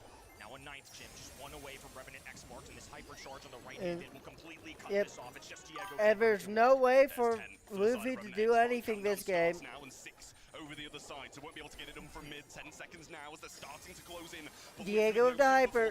Superwalk stopped moving for a second, and that's what allowed the Otis to step up. Now Tribe has enough time to cancel this. Spark recognized this as well. Low HP for Diego Gamer, who does make contact with Hiroshi as well. Long distance mute. Superwalk being forced back as now Diego Gamer claims a 10th, all tied up, but complete positioning right now for Tribe vote, yeah. They're still holding on. Different game. Yeah, Expert can definitely win. Hiroshi, oh no! And Sergeant has to try and scoop all these gems up. What a skill diff. And now, as there's 12 for the side of Tribe, and What? Sergeant accepts defeat in set 1.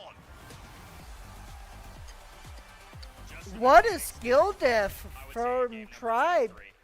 Yeah, this is what 2025 Revenant would not have lost that. Strategy paying off there. But Tribe Gaming just making these big 2025 Revenant would not have lost that, which is why I voted for Tribe. I want Revenant to win, but they're just not a good team this year. I actually think in hindsight, Revenant had a really good strategy, played very well, but I mean, a big time playmaker from the man on your screen. Absolutely. All it takes is one play, and those big Sergeant Freeze, he gave up. Which allowed the Shade to get up close and personal, reset that counter, just changes an entire game. And it was the 2 games that Tribe won. They had these big individual plays with hypercharges. Luffy in the second, and then it's Diego in the third, getting the hypercharge mute and getting them back into that mid. So really strong stuff here from both of the sides. It's going to be very hard to separate these 2 teams across 5. One of the question marks with Revenant coming into this weekend, of course, was the lack of experience compared to Sergeant. Their last year team went to the Final Four at the World Finals, a Cinderella run in Stockholm. You can just see it. Frustration. A younger roster, some new teammates as well. Obviously, they've got what it takes. They showed signs of life there. I would say a very commendable set. Now they're a little more settled in. I think Revenant can still take a few sets. I think it's rare to see Sergeant getting like that as well. Usually, you know, smiles are on their faces when they were dropping a couple of sets. Yesterday, still smiling, still being like, okay, we're in this. But I think that just goes to show that they are making big blunders, big mistakes in games that they should be winning, because you definitely shouldn't be losing against a Shade in a completely open map. You know, you've absolutely built that map exactly how you want it, and you're still dropping those gems. It's a tough loss for them to swallow. Tough loss for sure, and of all sets I would say this weekend to be frustrated with, especially when the moment is biggest, that's very warranted, I think. So the leader of the team gonna have to get a little composure here as we walk into Dueling Beetles, set number 2. Few bands flashing on your screen. Pierce is going to be out of the equation. I think a very consistent one on the right-hand side. 3 control-oriented brawlers. You watch the website to get icons, see it ignited.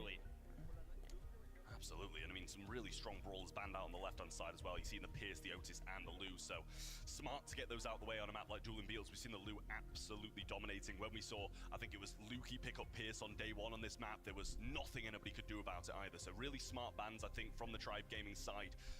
You got to be looking towards some of the more control brawlers, but a lot of them are banned out. Leon going to come in then as a first for Tribe Gaming. Sergeant, I think it was a rage quit, yeah. Could have killed Nita. Like he could have killed Nita, but Nita didn't matter. Alright, first pick Leon is interesting. Amina thinks a reasonable answer to Leon, but not the best ones. I think that could really work out. Absolutely, got to be very cautious. about that Think Super on the zone, especially in those dying seconds where the big plays are made. Mina, with the mobility, going to be able to evade a lot of stuff that Tribe Gaming are going to be throwing at them. And, you know, not only that, everything's going to be slowed down by the time warp coming in from Finks too. So, a couple of very good picks and very confident in them clearly as well with how fast they were picked up. Chester. They knew what they wanted to go and they know how they're going to execute it. But Chester comes in over the other side then. I would have preferred to see like an I Ems like it a lot. We've seen Chester from again and again and Tribe, again. but like I'm not gonna say a Chester is a bad pick. Not in hot zone.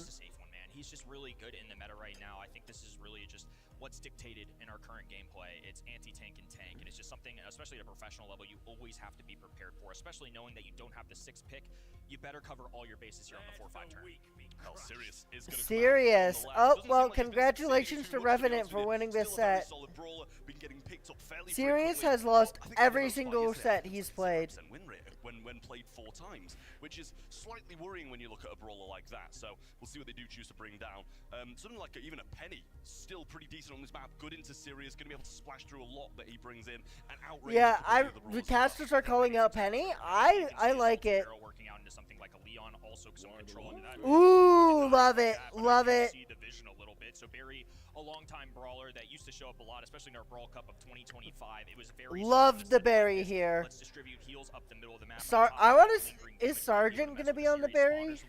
I think just having a thrower in this matchup, no, it's not on paper good into Leon, but with so many walls, I think they can certainly make this work. Yeah, absolutely. Well, we'll see. As I said, it wasn't expected, but the Barry providing so many heals is going to be very dangerous, especially with something so aggressive alongside it as well. So Revenant Xbox desperate to get this set on the board. Tribe Gaming, more of the same needed from them, because they don't want to be taking this far. They want to get this done in 3. Let's see how they line up off the rip. So Lollipop drop going down to the left-hand walls. Diego Gamer takes that side. Super Walk trying to move forward. Heels going down, but not enough. Sergeant left all alone now, and he's not a lethal damage dealer. Super Walk there to assist with a little Luffy trying to find a vantage point. Can you get in my friends list? I'm not doing friend requests right now because it's Brawl Cup. But like, just join the Discord and we can do it later. Shooting back, but he couldn't do anything about it. This has been seeming like a hugely dominant Tribe game, but percentage-wise, it's even. Sergeant on the Barry. Beautiful kill. Keeping his teammates topped up as well. There is going to be a heal, and now a time warp as well. Slows things down. RBM gonna allow this to pass through, change the pacing up as the Lollipop drop will go right-hand side. Luffy looking for a little chip damage, but Revenant unwavering, just occupying the middle of the map the entire duration of this. Huge bomb coming in there, does make a connection, but a super thrown out in return from the Mina. Doesn't find any hits though, and Sergeant left all alone once more, but percentage-wise, they got so many piled on the point there, and now ready to bounce back out as well. Luffy gonna be Luffy with the hyper misses everything. Straight away, but Hiroshi TP's back and picks him up along the way. What a TP play as well at a perfect time. Now it's a 2v2 situation as Diego Gamer going to be trying to operate. Sergeant misses Hiroshi. Oh no. Hiroshi's still able to stay alive thanks to Sergeant heals.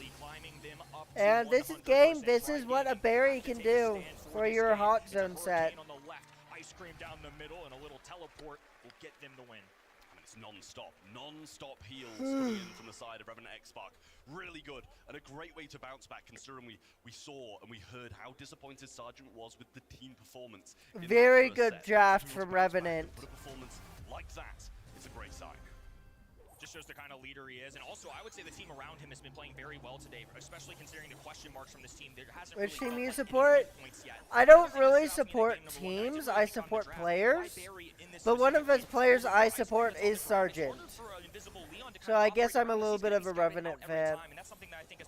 Sergeant and Tensai are my two favorite players I support that are at this Brawl Cup. They can't get in this game, they can't stay in the mid when they eventually get some control. Another time warp being placed down there, and that's going to be a lollipop drop down. Luffy gets scouted, but he's trying to get around the rear, and this time warp still Sergeant, a massive issue. Good hyper. Luffy flanking top right-hand side, Super Walk trying to push them back, but RBM circumventing all of this. Diego Gamer falling back as well. No real kills, just plenty of heals going down.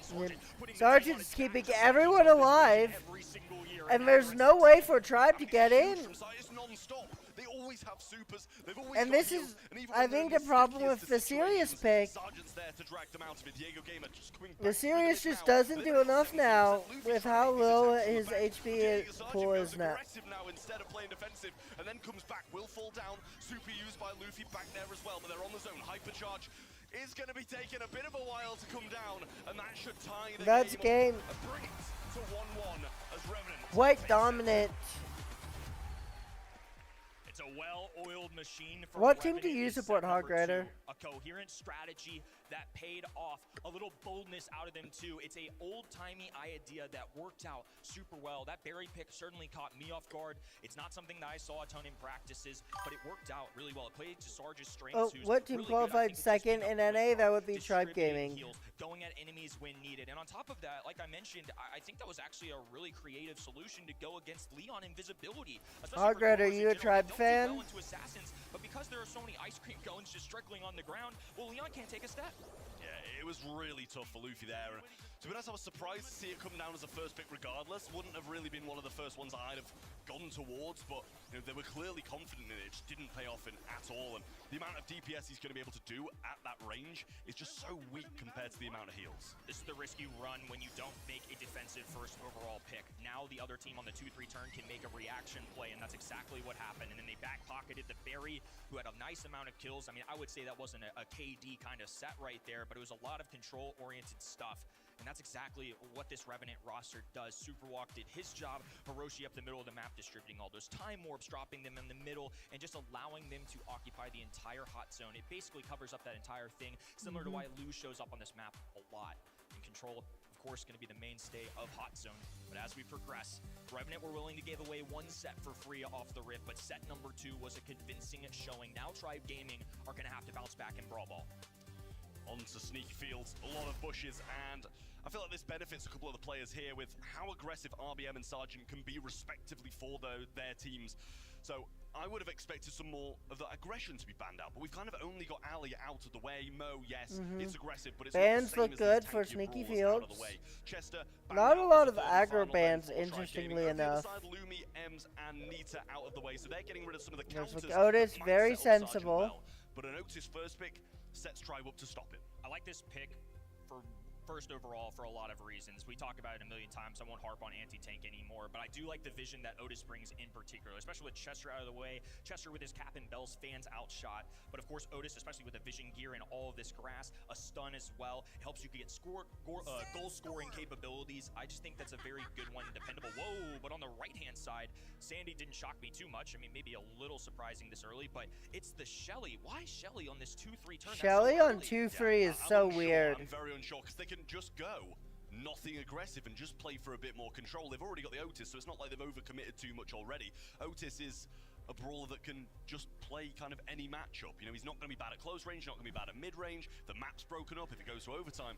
He's always I want to see what the Revenant strategy is. The map open up? Is that why they go Shelly? If so, you paired it with Sandy, who's a mid-range brawler. And now Surge out here as well. I mean, what's going on, Travis? Surge? Okay, Surge is a really good pick here. Super hard to predict. Surge is just a brawler I think we've seen kind of played once, and it just got kept at level 1 for like the entirety of the set. And it was really good. It did win. It won. I'm not sure I'd say it was good, but it won. And that's what matters at the end of the day. Got to get these wins on the board, but that's just, it's baffling me. Staggering, just very unique. I would say 4 brawlers. Well, Otis, I would say towards the tops of tier list, not necessarily maybe S tier, busted, broken level, but the rest of these question marks. I mean, certainly not close to that. Sirius finally a little more meta semblance here on the left-hand side, but we're just Sirius, well, congratulations to Revenant for winning this set. Tribe still doesn't understand that Sirius is bad. Win the set, but I still think nonetheless the strategy was there. The gameplay was still solid. Just a couple mistakes and big plays out of Tribe is what prevented them. Let's see if they come up with a genius one here. Yeah, I mean, Sirius is going to have so many spawners into the Shelly. If Shelly goes aggressive, going to be feeding the Surge. It just doesn't seem like she's going to have the best of times here. I don't doubt that they've got a game plan because, you know, who comes into Brawl Cup and doesn't have a game plan? But Poco's going to round it out. They've got a lot of fanning shots, to be fair, so they're going to be able to see quite a lot of the bush with the Sandy shots, with the Poco shots. But, yeah, I don't know, guys. I don't know. Well, I'll speak for the Poco at least. I'm imagining this is partially to get vision, like you said. I mean, that's obviously a great asset, but I imagine it's for the gadget to go against Otis. I mean, that is a way to neutralize that, so I wonder if that was part of the influence. 1-1 overall. I would argue Revenant have, for the most part, played the better set, but a couple pop-off plays have helped Tribe Gaming in this. All right, let's see. In a mode like this, where one goal can make the difference, it really could go either way, as Diego Gamer already establishes control of this right-hand side. Sargent, though, blowing Wow, holy Sargent. Now with 634, has to back away. That's a big-time kill, but RBM, who I think he could have kept walking there, that could have been real disastrous for Revenant. Yeah, I think he was a little unaware of how low that a lot of Revenant X-Spark were. Superwalk just going to grab this ball, expect it to be sent into the corner. And that might be a pass to the mid goal here. Luffy gets the ball. Come again? Kenny? I'm not sure what to make that. Maybe expecting a buck blast, but it just never happened. I don't Wow, know about that see pass. you, I think it was a real champions. opportunity to walk that forward. I'm with you. That was questionable at Oh. best. I mean, you try it, and if he uses a super, then he's broken the entirety of his map open. But that's not what you'd expected. Tribe still Wow, pushing through, but Tribe Sargent in managed to get the control. ball to the right and give them a bit more breathing room. Now Hiroshi getting eradicated as well. I mean, just so many kills for Tribe Gaming, but they still haven't knocked one through. They're trying to move their way to this ball. It's a really difficult position. Sure, it's in Tribe's side, but they have to walk all the way around there, and it's chokehold, and Hiroshi knows this. They just keep spawning out kills. I mean, the DPS has got to be crazy for Tribe, as now Luffy finally attempts to grab it. They're going to leave it on this top-hand side wall, as now a spawner goes down on the left hand, and Sargent doing his best. And finally, ball control. This is unbelievable. Well, the hypercharge there from the Poco, and this is the time to go if you're going to go. Sargent gets muted out, though, and that's not going to be the best showing from him. Just Superwalk left alive. Just him to defend this ball. Not sure he's going to be able to And stop that's this going to be one. Tribe Fast forward. winning this The shot game. off. Oh, but it goes past him. Oh, Sargent almost with an incredible defense, but the ball just rolls in anyway. I thought Sargent made the play of the day. That is unbelievable. What a wild set we are watching right now, and it's just game number 1. Hypercharge for Sargent now. Sargent, Going down nice left and right. kill. Hiroshi looks to clean things up. Musical instrument up the middle of the map as Sandy waiting for a cautious play. Keep in mind, with the gadget, Sandy essentially gets a free knock-through, but has to wait for them to respawn, so they're not indestructible. Fast Blast to block off the pathway. Here's the super, and the pass should be there. Your boy Hiroshi trying to get it in. The pass was a little too slow. And I can't help but feel that's another attempt missed. Safe to say it's just a sloppy game for everybody, but Oh, nonetheless, no. still a 1-0 lead to the blue side, and with 15 on the shot clock. Hiroshi going for it. Misses. Wasn't close enough in striking distance. A blunder. Now Superwalk has to make up for this. Sargent moving down the left-hand side. It's all the way in the back corner. Does he have a gadget available? No. And that's he's game. muted. RBM makes the play, and despite the kills, Revenant X-Spark don't have enough in the tank. I don't know what's happening, but it's a super entertaining, very scrappy game of Brawl Ball. That's what it is. A few chances seemingly missed for both sides, but it's more impactful that Revenant X-Spark don't get that ball in the net. Super close to the Sweet Dream stun, followed by the goal, but RBM measures that distance well and stays out of the way. Yeah, I can't believe I'm saying this because they have a serious, but Tribe has the better comp. In this set, Luffy now on stage 2 Poco was not the pick. Able to get this off top left-hand side, so pockets this. But this is where Revenant X-Spark had some serious problems in the last game. They got staggered, and it was just Tribe Gaming 3v1ing them. It was just a lineup of kills. Yeah, well, Sargent making the move down the right side, gets a little wall breakthrough as well, but Diego Gamer will spawn in 2 clones of him in turn. Hiroshi getting hit hard here, and Luffy already level 3 is a big thing for him. Gadget popped, and he runs Superwalk down. Superwalk absolutely pinned. Now the spawners rushing up the middle as well. In the mouth of the goal is a lone Sargent, and Hiroshi is trying to take care of business. Here comes Diego Gamer, and that's going to be a goal. Tribe Gaming will take their time to put one in. Yeah, they're going to be pleased with the position they're in at the moment. No Sandy super, no Poco super, just Sargent on the left-hand side. Needing to do a lot of work with just the one super they have. Hiroshi gets hit hard, hypercharged there by Superwalk. Should be pretty close to super, and he's doing that not just for the roll. Sargent gonna try for it, misses. Solo, not enough to bring them down. Luffy's just got such a good matchup one-on-one onto Sandy and on the Poco. I mean, you're seeing it, just a super feeder now that stage 4 finally falls. Sargent, you did see it, has that purple button available alongside the super, and they're going to need it. Time slowly trickling away, still enough to go through with this, but it just hasn't really feel like they've had enough of a momentum swing to get to the other end. Yeah, good pinch from Hiroshi and Superwalk there, and with Sargent coming back up with hypercharge and super in hand, they have a chance, but they've only got a minute to try and make this happen, and they left it too Ball late is cornered. Sargent trying to weave his way through all this defense. As now a sandstorm will go down. Invisibility to cover up the red roster. Here comes Sargent. They know he's hypered. Blowing up the mouth of the goal in the face of Luffy. Holy play from Sargent. It's a team wipe for the red roster. faster. And now they'll take their time as well. They want this to They go should- on and on. Get this close Why to the end of the why regulation. would they do that? They're not favored in overtime. He's got a hypercharge. They're against an Otis. I don't know if they're going to be that good at range in overtime. They're going to need a Sandy Super. Here comes the hypercharge, and that's one miss by Luffy RBM in saving there his as well. hypercharge for hype. The Super. Hiroshi around the side gets burnt down fast, but Superwalk with so many piercing shots, but gets beaten down by the shadows of Diego Gamer. Superwalk will take down the clone as Luffy is now on tier 4. Sergeant Super gets Diego Gamer, but there's spawners to cover for him. That's a big time kill. And that's still control of the map for Hiroshi. overtime. He's trying to gun them down. Superwalk puppy guarding as well. Diego Gamer moving. 1-1 in game. And wow! Good job, Superwalk. Chaos in set number 3 and a freebie for Revenant X-Spark. I don't know what's happening. I don't know what's happening, Kenny. It seems there's so many blunders, so many missed opportunities, but then all of a sudden opportunities appear out of nowhere. And that is so free. Alright, it's 1-1 in sets and 1-1 in games. Awkward silence is Very falling important over match Berlin crowd coming here. up I mean, right here. Nobody knows what to make of that. Just mistakes from both sides. The spotlight bright here for the Brawl Cup stage is now Sergeant. Looks to go at Diego Gamer, does have a super available, so most spawners in his disposal. The Sandy will be the replacement there. Superwalk just doing his best to get these peak shots, but again, Luffy can get this so Luffy already stage 2. Gadget there on Sergeant as well, brings him low, but Superwalk will give him a little gadget in there as well. Hiroshi just working for a super of his own, but nice heal there, keeps him in the mix. Luffy going for the left-hand side, pass to the right though, as Sergeant might have an opportunity to get this one up. Goes for the dash forwards, tanks a And lot, but not quite enough. this is Tribe with an opportunity now. Might have a walk here, no stun is there for Hiroshi, and that's gone from very bad to very good for Tribe. Phenomenal team play right there. Gets the super pass, a heads-up play that will allow them to score early. And once again, it's Tribe Gaming in the driver's seat. Eyes on Sergeant Super on the left-hand side as Hiroshi has to deal with the Luffy! Didn't even get the kill on him. They don't have enough for a super. Luffy shut down, but man, it was close. Diego Gamer might Forcing clean this up Sergeant for to his use super is important. Just waiting this one out now. They know they've got the lead and hoping to hold them back for the rest of the game. Not overextending for a chance at a goal, but there's the Sandstorm going in. Diego Gamer looking pretty low, and Superwalk will help Hiroshi in that matchup. RBM coming forwards, gets one kill. Sergeant searching for a super, but RBM's got a hypercharge, and that's wasted.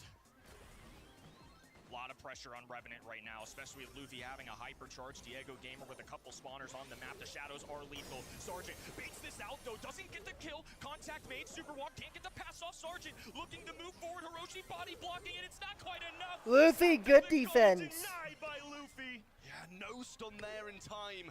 And still, Tribe Gaming have the lead with 42 seconds on the clock. Revenant X-Spark aren't going to get many more. Diego has a hyper now. Will help them get in the mix. Superwalk trying to get up, but Diego Gamer causing so many issues, but they've super the ball straight to them, and you don't want to be giving them control at this point. Super shadows go down as well, so now the job for Tribe Gaming a whole lot more difficult, but it helps when you get a kill. 2v2 situation. Numbers returning to Tribe Luffy Gaming. cornering to about 20 seconds for Revenant to do something. Down to one Revenant push here. A Sweet Dream's going out as well. Diego Gamer caught lacking, but does survive. Luffy And Sergeant last out for Revenant. a purple button, but he gives up. GG. Tribe Gaming in a chaotic set I need to grab. enough to get by. Who He's angry. mistakes that is going to He is angry. feels like today. Alright, I need to get some food. I'll be back. Shot on his own teammate, and he's not looking too happy on stage. Sergeant really displeased with that overextension early on from Hiroshi there. Seemed like they needed to wait for Superwalk to come back up with the Poco. I'm pretty sure he had a super, screeching solo along with that as well. Some good piercing shots would have got them through that defense, I'm sure. But he was kind of fed a bit of misinformation by Tribe. He was like, he's like stepping in, trying to bait that Sandy forward a little bit preemptively, and he fell for it. Both of these teams, I would say, especially compared to what we saw. I'm honestly kind of impressed Revenant took a game in that set. They got out drafted hard. All you can do in that situation, but both of these teams are looking, I'll say good, but certainly not perfect. I mean, you can see the frustration. There's so much to unpack with this entire set. An unorthodox drafting on both sides, I would say, and on top of that, just mistakes driven across the board. I mean, we had multiple times there where I feel like goals could have gone in, and that's why I think Sergeant is so upset, especially with such a young team. He just has to know that these young rosters are sometimes going to make Yeah, Hiroshi's not playing well. on your first ever quarterfinals in something like a Brawl Cup, a World Finals against some of the best in the world, and just be perfect. Yeah, I think it's a good job we cut a few of those voice comms off, to be fair. I think he took his headset off once, and I don't think you want to read what he said on his lips. But he had 11 kills. I mean, Sergeant, he's well worthy of having these conversations with his teammates. If he's dropping 11 kills on a brawler, we were questioning so heavy into that match for the Shelly.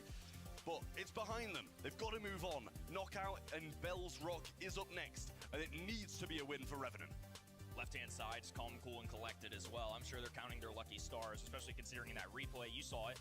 One of those moments where they just drop a game in overtime because of, well, a bad comm. They just let them literally walk by. So both of these teams certainly flawed, but nonetheless, one can go to the semifinals. Would be cool if Revenant made it. Obviously, they would get a rematch against Humble, especially after that semifinals last year. It would just be Sarge, of course, repeating that, but on the left-hand end, same can be said for them. Tribe Gaming lost 3-0 at the World Finals. Both of these teams have a lot in common in that aspect. Yeah, well, Leon comes down as the first pick then for Tribe Gaming, trying to take this one back. Didn't really work for them in Dueling Beetles. Didn't work at all. It really did not Leon, matchup. So not surprising to a see them big bring it back fan. in, but it should do a bit more on Bell's Rock. Obviously, you've kind of got those still lingering speed boosts at the lollipop drop, which can put you in some great positions early on. Ban-wise, Ollie, no surprise to see that out of the way, along with the Mina and the Kit. Don't want any of those cheesy Kit comps coming in again. Naja, Jean, and Pierce over the other side, banned out from Revenant X-Bar. Two entirely different methodologies in terms of bans as well, so it's just all assassins on the left-hand side, so they pick up Leon, one of the last remaining, I would say, top-tier ones, and on the right, they're just going to grab the control brawler / the long range that they wanted. So Gus, and I imagine they pair this with something. I think Thrower right now is hard to commit to. Brock's still on the board as well if they want to control the walls. And instead they go Jaeyoung. I like this. This is something that showed up a lot this weekend. It wasn't something I was necessarily so keen and focused on, but now that I've seen it played through enough, I do think this is still a very valid strategy in our meta. Yeah, I think Jaeyoung's a great shout from Revenant X-Spark. It has been played in a lot of the bounty and knockout games where it just does so much. The ability to switch between those modes, provide heals, get the speed, get the Weekend Warrior going occasionally as well. Couple of quick back-to-back picks from Tribe Gaming, clearly very aware of what they want to go. The Brock and the RT in the 4 and 5 picks, back over to the 6 of Revenant X-Spark now, and a lot still to be desired. This is classic NA comp, RT, Leon, Brock. Really like this Jaeyoung, Gus is pretty good so far, but they need some damage. He's got the long range, so can kind of keep up with Jaeyoung and Gus, of course, even Angelo as well, but it's those end games that I'm looking for. Does he get a hypercharge? If so, that's basically a round one. It's free damage across the board. If the circle starts to close in with the fog, the green gas, and on top of that, the Jackie-esque form can be so overwhelming to deal with. Revenant X-Spark, down one. Been flawed for a lot, but same can be said for Tribe Gaming. It is truly anybody's match. A date with Humble awaits the winner of this. Both of these squads, the last remaining team for their region. They want to hold that banner high. They want a shot at least an LCQ. Here we go, folks. All right. 4, let's get it. Well, slipstreams early off the start from Superwalk, getting them into the mix. Now, a nice pierce through the wall as well from the Angelo to get rid of that lollipop drop early on, establishing control behind these walls and forcing that rocket jump back from Diego Gamer.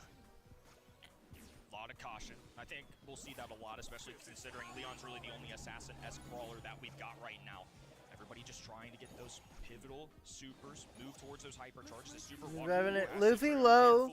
Sergeant has to step back though.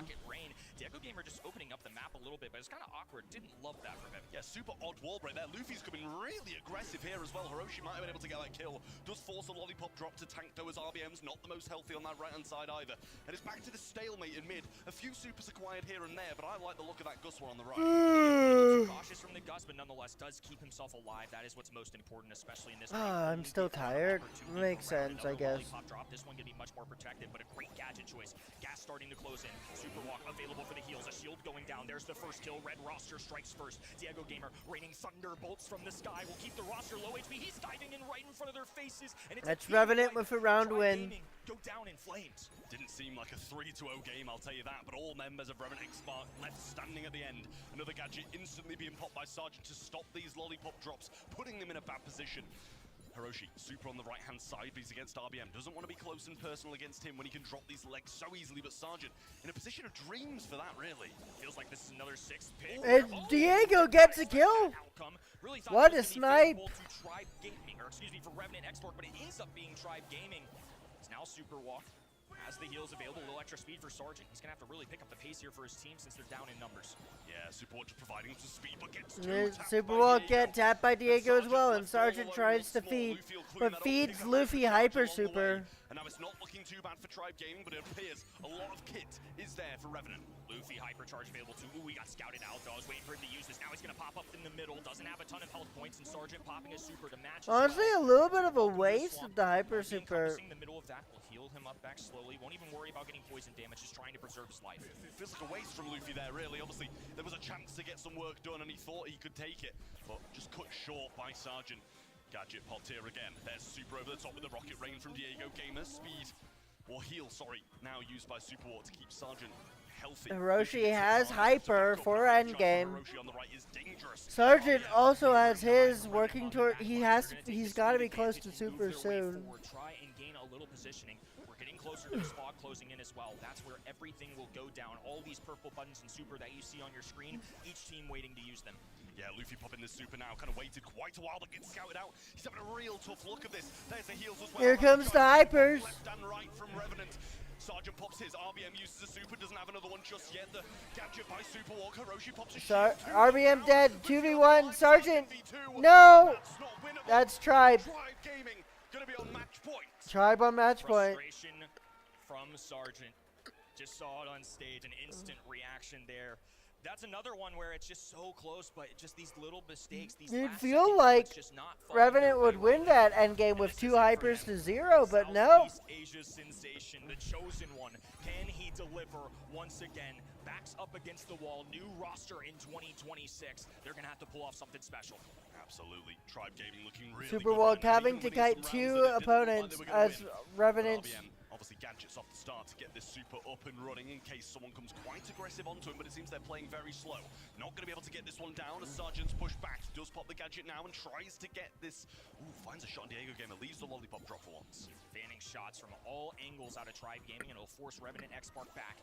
Now Sergeant tries to retake control. Hiroshi firing shots down this right-hand side. Little extra speed for Jay Young and Diego Gamer, just playing at patience, both sides being really cautious.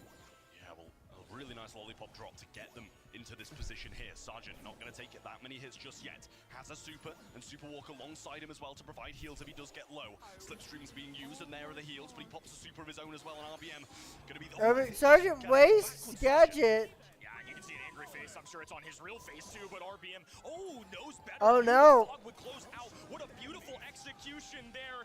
And they execute every single member of Revenant X-Spark in addition to brutal beat. And now they're really going to be feeling the pressure. Tribe on top of the world at the moment now. Revenant X-Spark backs against the walls, but there's the gadget from Sergeant to pierce through that wall. Luffy coming hyper-aggressive early on, but a heal used by Superwalk. Luffy low, so runs back into the arms of Diego Gamer for a bit of help. And all 3 members of Revenant in the back right.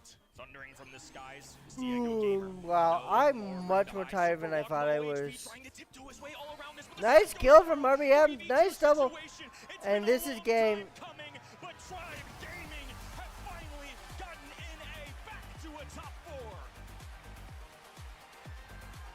Yeah, that's 2026 Revenant, unfortunately. On the faces of Revenant X-Spark.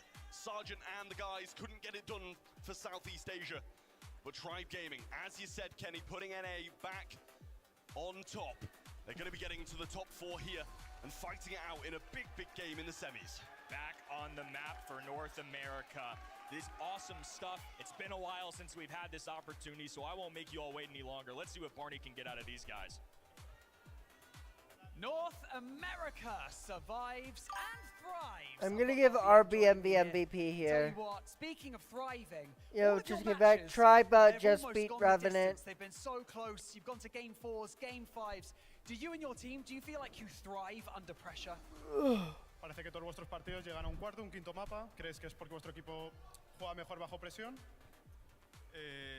No sé si decirlo así, pero yo creo que cuando hay presión, como que todos nos estamos más focos, ¿no? Como que acabar el partido y Hiroshi and Superwalk are they're decent players, but they're clearly not used to playing people that are this good. When we play under pressure, it feels like we are playing better. We win the game to finish. We would like to win earlier, but we just play it. played incredibly well, of course, but, you know, I want to talk to you about the dynamic of your team. Like, so how well do you guys play as a team? How much do you trust them? And then next up we have Zeta versus Bounty Hunters, which should be a good match. ¿Cómo crees que es vuestra dinámica como equipo? ¿Quién aporta qué piezas dentro de la partida para, bueno, para poder ganar? Yo creo que lo que hace que nuestro equipo tenga esa dinámica es de que siempre jugamos comfort, de que jugamos los brawlers que cada uno se siente cómodo con ellos. Y aparte, cada uno cumple una pieza fundamental del equipo, entonces cada uno es muy importante. Yo veo como un reloj, que es un reloj y cada parte es muy necesaria. So everyone puts in their part, we try to play the best. The picks are important, and yeah, every player is very important for the team. Well, you've made it through to the semi-finals. Congratulations, ladies and gentlemen. Let's hear it one more time. It's Tribe Gaming! All right, I'm going to go back to my room for a second because I want to get some food. Congratulations to Tribe Gaming making it through to the semis. With that, we now know semi-final number 1 is going to be Tribe versus Humble. So Humble has it in their hands. See ya for a sec. Potentially the whole entire NA region.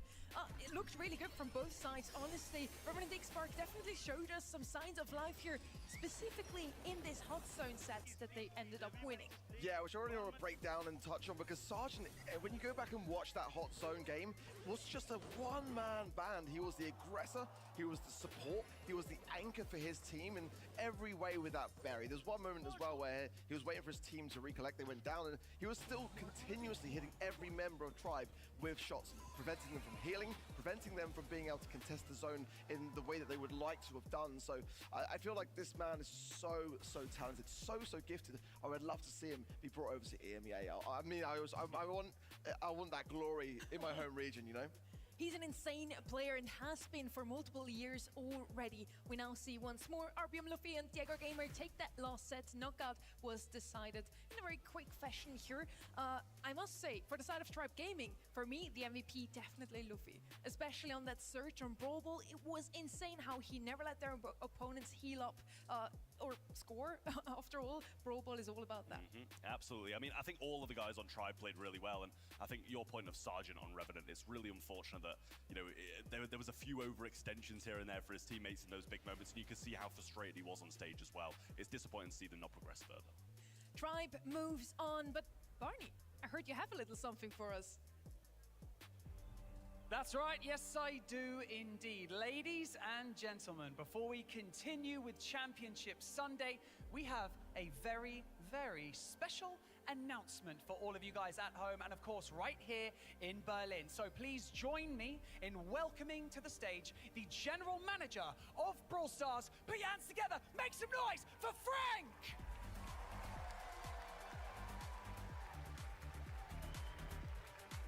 Hallo Berlin und hallo unsere Zuschauer zu Hause.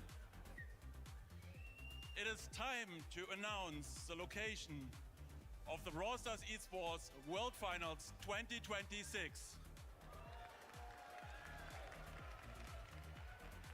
I know we made it pretty hard to guess, but millions of you guessed along inside of Brawl Stars. We are specifically excited about this one, not only because the esports scene in the country and our dedicated fans, but also because it's the biggest esports event we've ever done. So, are you ready? Seid ihr bereit? Let's go!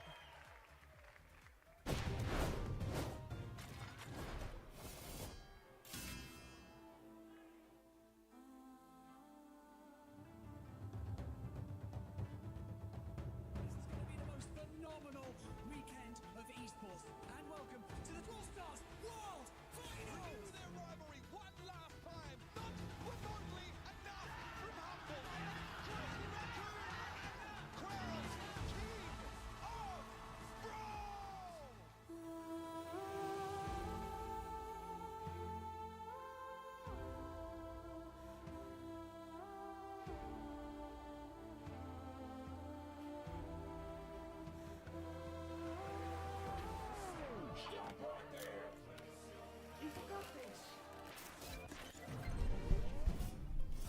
Alright, I'm back.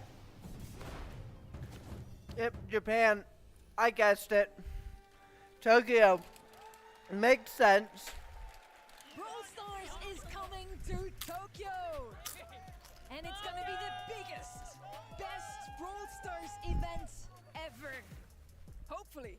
November 20th through to 22nd. Are you guys gonna be there too? I'm so excited to be there. It's going to be absolutely insane. The biggest and best Brawl Stars event that we have ever had. Crazy Raccoon are going to be defending their championship title in their home turf. So you know how that's going to go. Fan meet and greets, exclusive merch, cosplayers, the works. This is what it's all been building up to. And the best fans in the world too. I think the Japanese guys will be absolutely electric in the crowd. I think it'll be an incredible event, and I'm really, really looking forward to it. I am too. We have 12 of the best teams in the world with us there.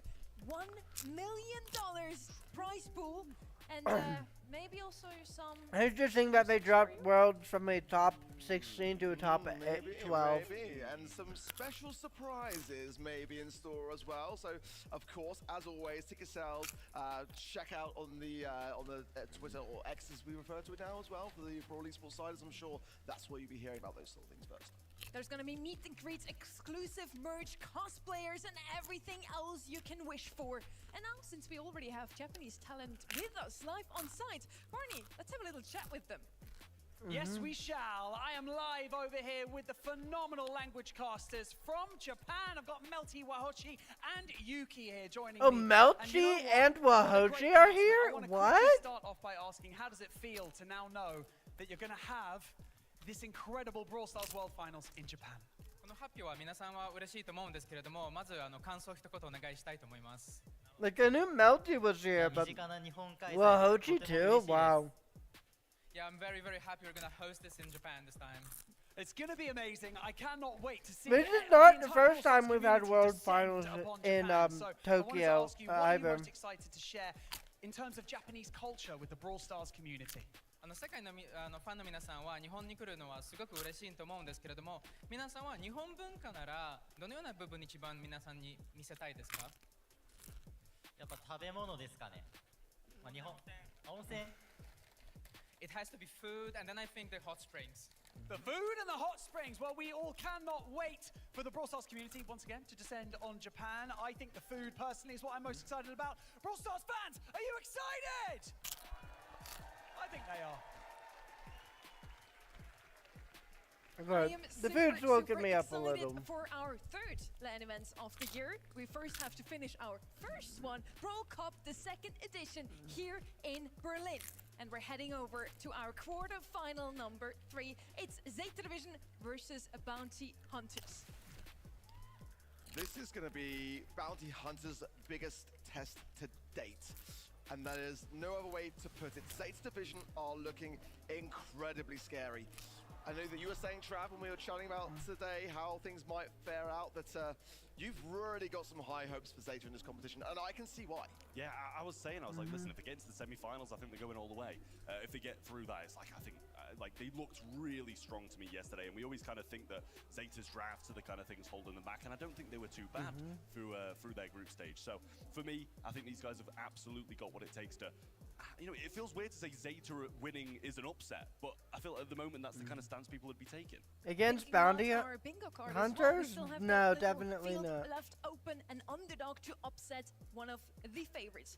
And it wouldn't honestly be one of the first times where Zeta Division would get upset in a huge event. Last year at World Finals, they dropped out way earlier than we all expected.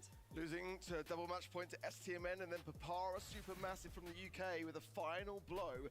And the first time ever in the BRAWL Esports history that we've seen Zeta Division be grouped. So coming into this competition, definitely a lot to rekindle. And rekindle they have so far, but to go out at this stage to a South American team would absolutely be on par with that kind of upset, I'll be honest. Yeah, I think they've kind of feel like they've lost their fear factor a little bit at these big events when, you know, you're dropping out early rounds of World Finals and not having the best showings in your home region. People aren't going to be as scared. Global bans though, Edgar and Nadia there for the Zeta Division side, and Mortis and Kit out of the way for Bounty Hunters. It's an interesting one. Very Naja bans sensible out after we have seen her globals. left open for quite some time in the global ban stage, and now bounty hunters are the last ones to carry the flag, to carry the torch for South America. They only have one more team left alive to gain that additional Worlds or LCQ slot for them. On the other side, with Zeta Division, they of course still have Crazy Raccoon, and we're gonna see them later on as well. East Asia still has 2 lives, SA down to 1 life. Let's see if Bounty Hunters can do the unthinkable and upset Zeta Division. Yeah, it would be, honestly, the biggest upset in this competition so far if that were to happen. So, no pressure, Bounty Hunters, no pressure, guys, for sure. But, you know, this is why I kind of like those global bans. Not taking any chances, no Kit, no Naja. I think that that is the right way to go. In fact, I would say that we've kind of seen a bit of a lack of Kit global bans by comparison to monthly finals as the poll. 89% to Zeta, 11% to Bounty Hunters. Again, still getting these kind of heavy skews. How do you feel about it, Trev?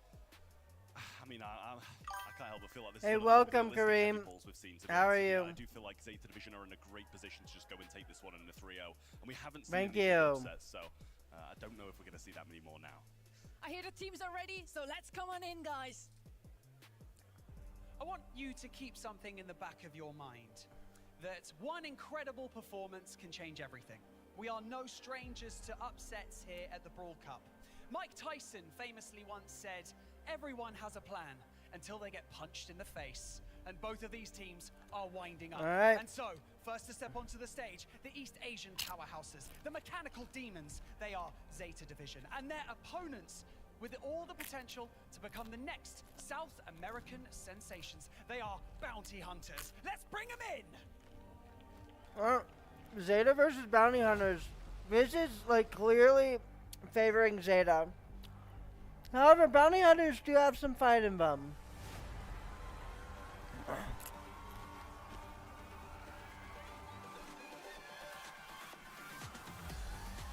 Forget the cheap tricks. For their next act, East Asia's greatest showmen are unleashing a masterclass in mechanical dominance, drowning the competition in a devastating display of unmatched power.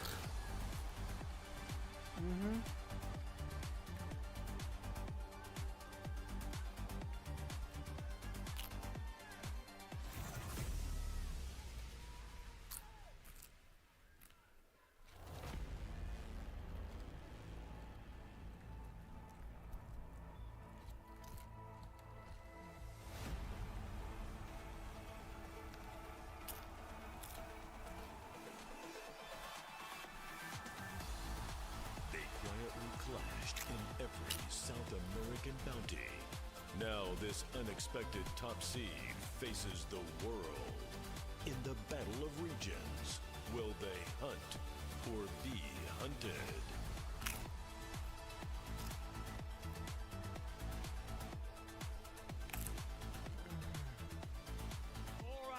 All right, here we go. We have one already for the face-off. Batman, you want to come here? Very quickly, want you to face each other. Okay, Zeta Division and Bounty Hunters about to face off right here on the main stage. It could be an uphill battle, but I cannot wait to see what happens. We're both so impatient. Yes, he's ready. Let's go. The energy's good. You ready? We are ready, and we know we can beat 10 in draft too. I love this. I love the positivity. Do you want a fist bump? Touch gloves. Let's go. Thank you so much. Thank you so much. I feel the energy right here. Batman's got good energy, doesn't he? Bounty Hunters, like I said, maybe an uphill battle to climb, but never count anyone out. We still have the 8 best teams right here in this competition. Let's do this.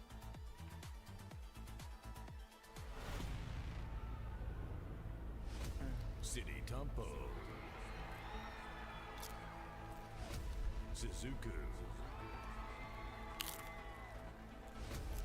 Batman,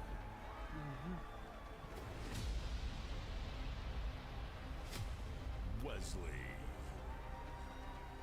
89 to 11 feels about right. Feels 90-10 for Zeta. Portax,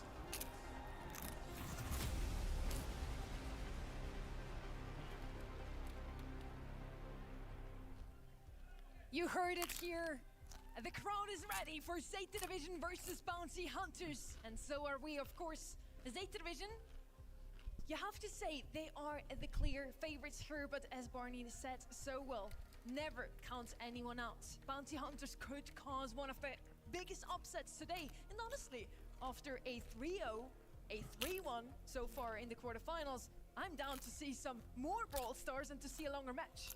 You know, I know how Trav loves it when I talk about scrim rates, but I think this is one that he'll probably side with me on this one. I'll allow it, go on. I'm going to say it, Bounty Hunters have the lowest scrim rate and win rate in this competition. So, just to add to the enormity of an upset potential, First that pick is Colette. to be said, Colette will be coming Makes in as a sense. brawler which did escape Honestly, the kind of bans. weird it's The not Lulu, banned the out. The Ruffs, the Lily, the Oh Lily, yeah. the Nita. I like the Bounty shape Hunters ban already for making a sure. mistake, The Chester not kind of banning the peering Colette. through for me as being a pretty early potential pickup brawler here for me.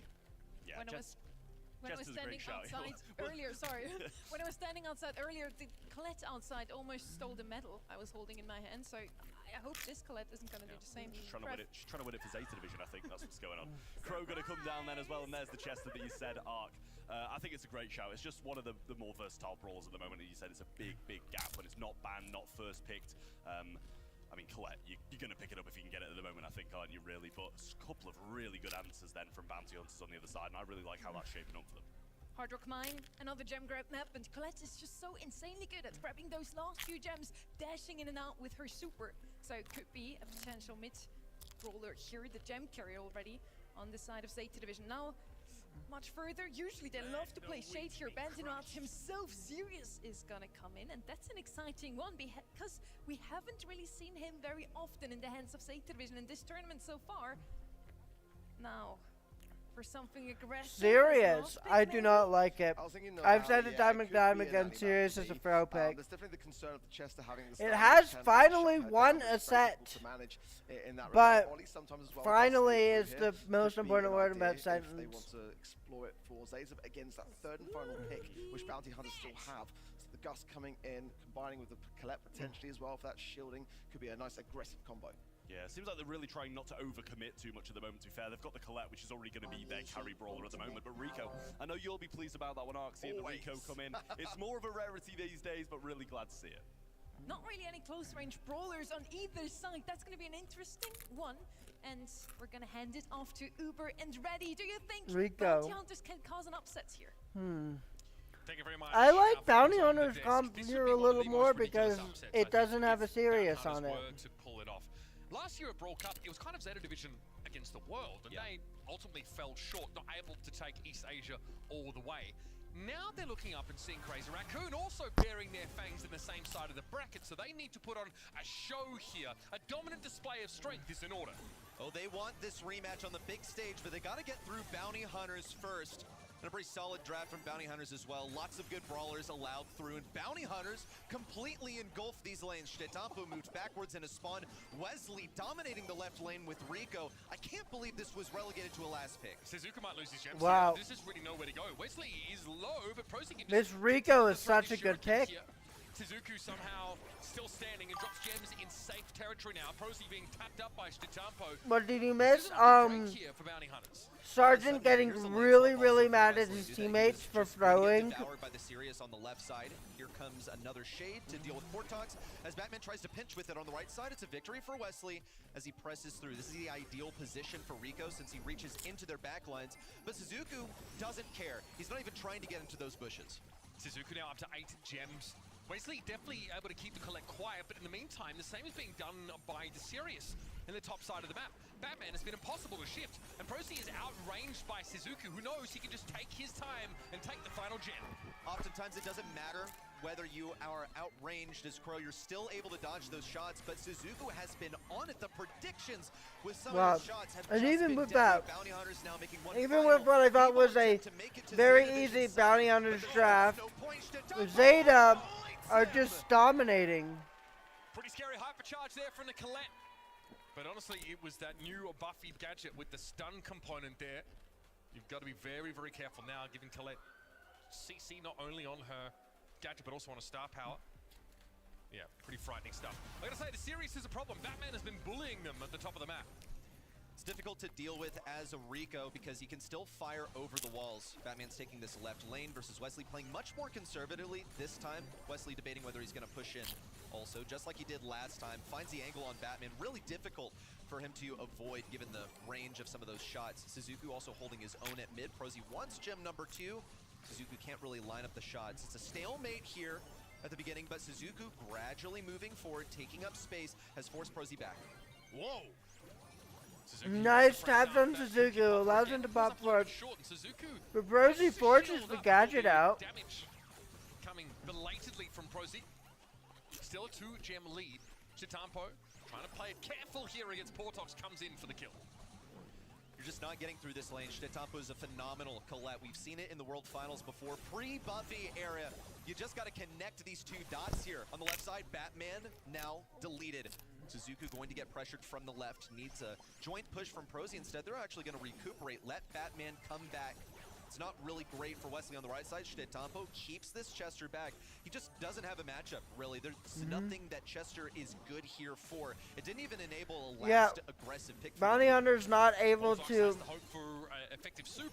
Bounty Hunter's not picking up. Sorry, not banning Colette is a mistake. I mean, it says something that Zeta's winning even though they picked Sirius.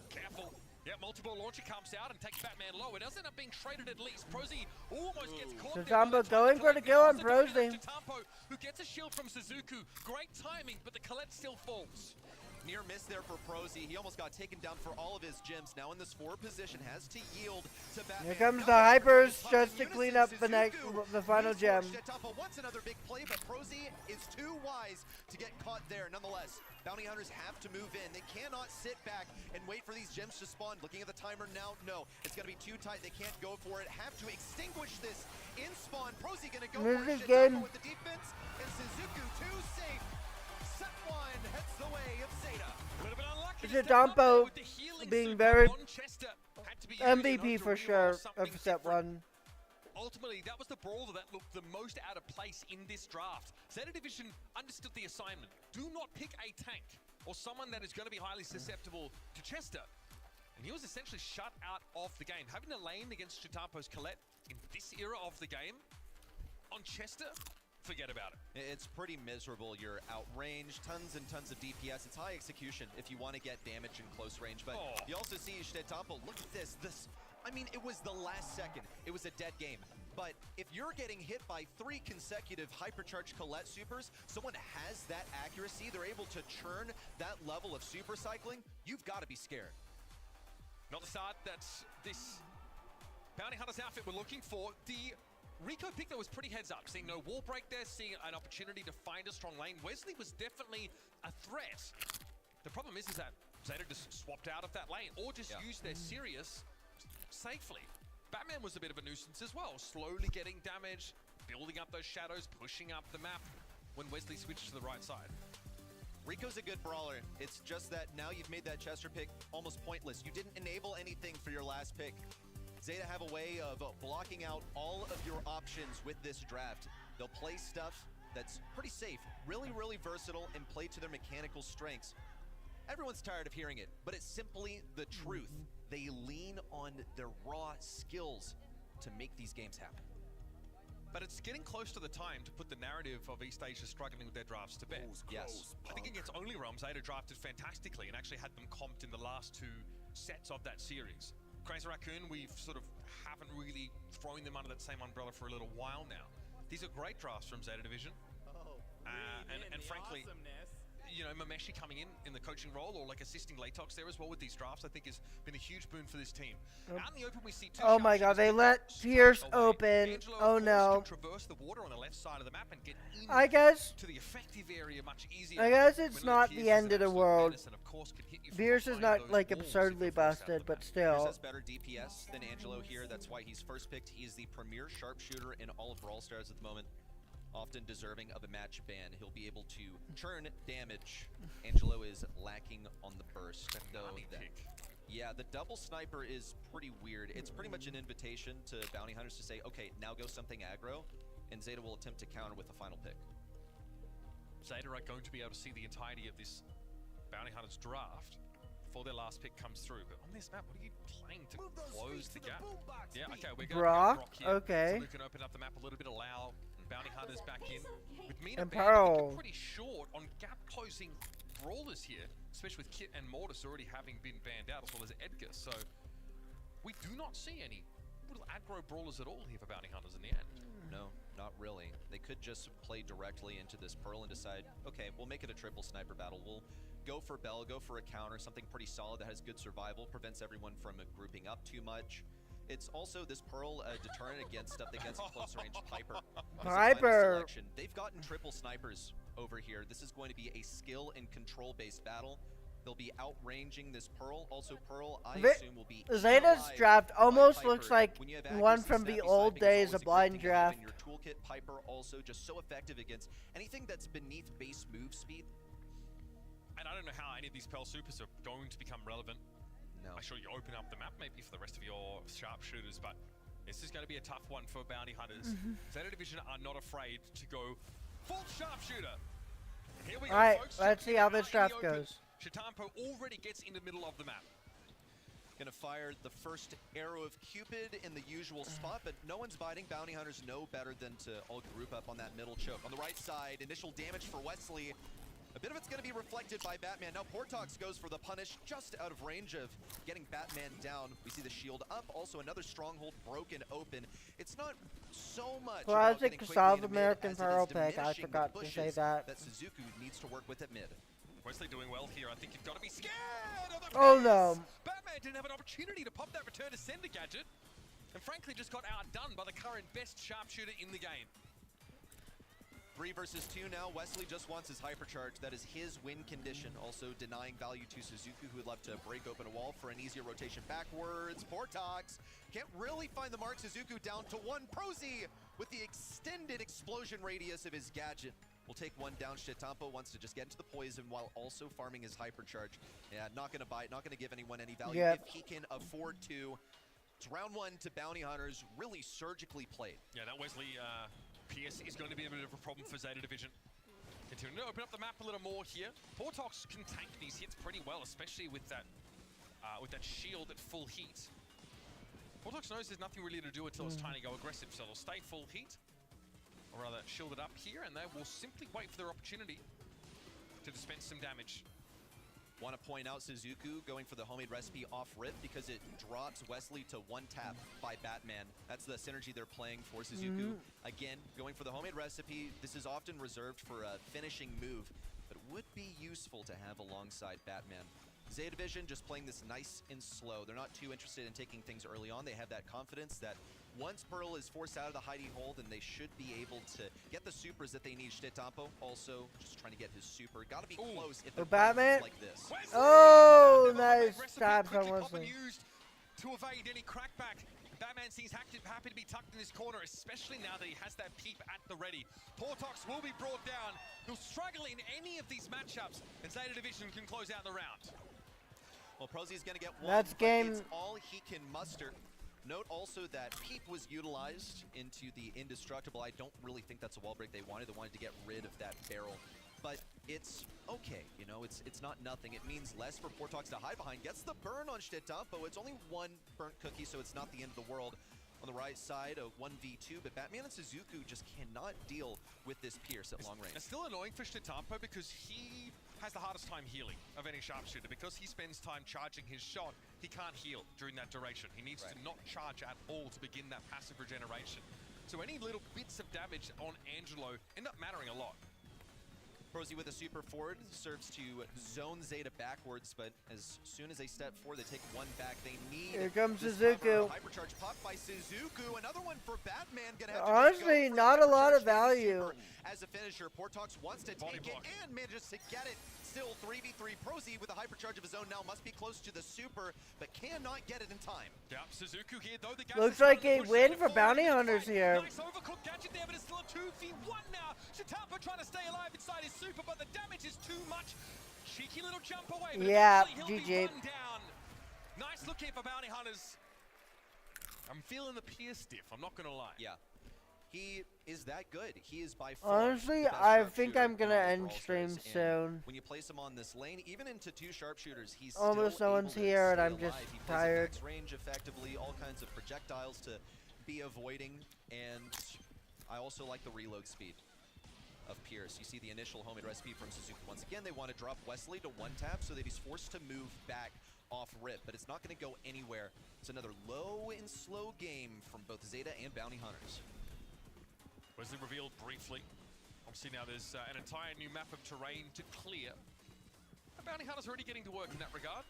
Prozy already making use of one of those rocket fuels. Does take a hit here though from Shitampo. Batman, return to center, pop there! And good catch on Wesley. The pinch to the right is sound, and Portox is in trouble. He might be at full heat, he might have a shield in play.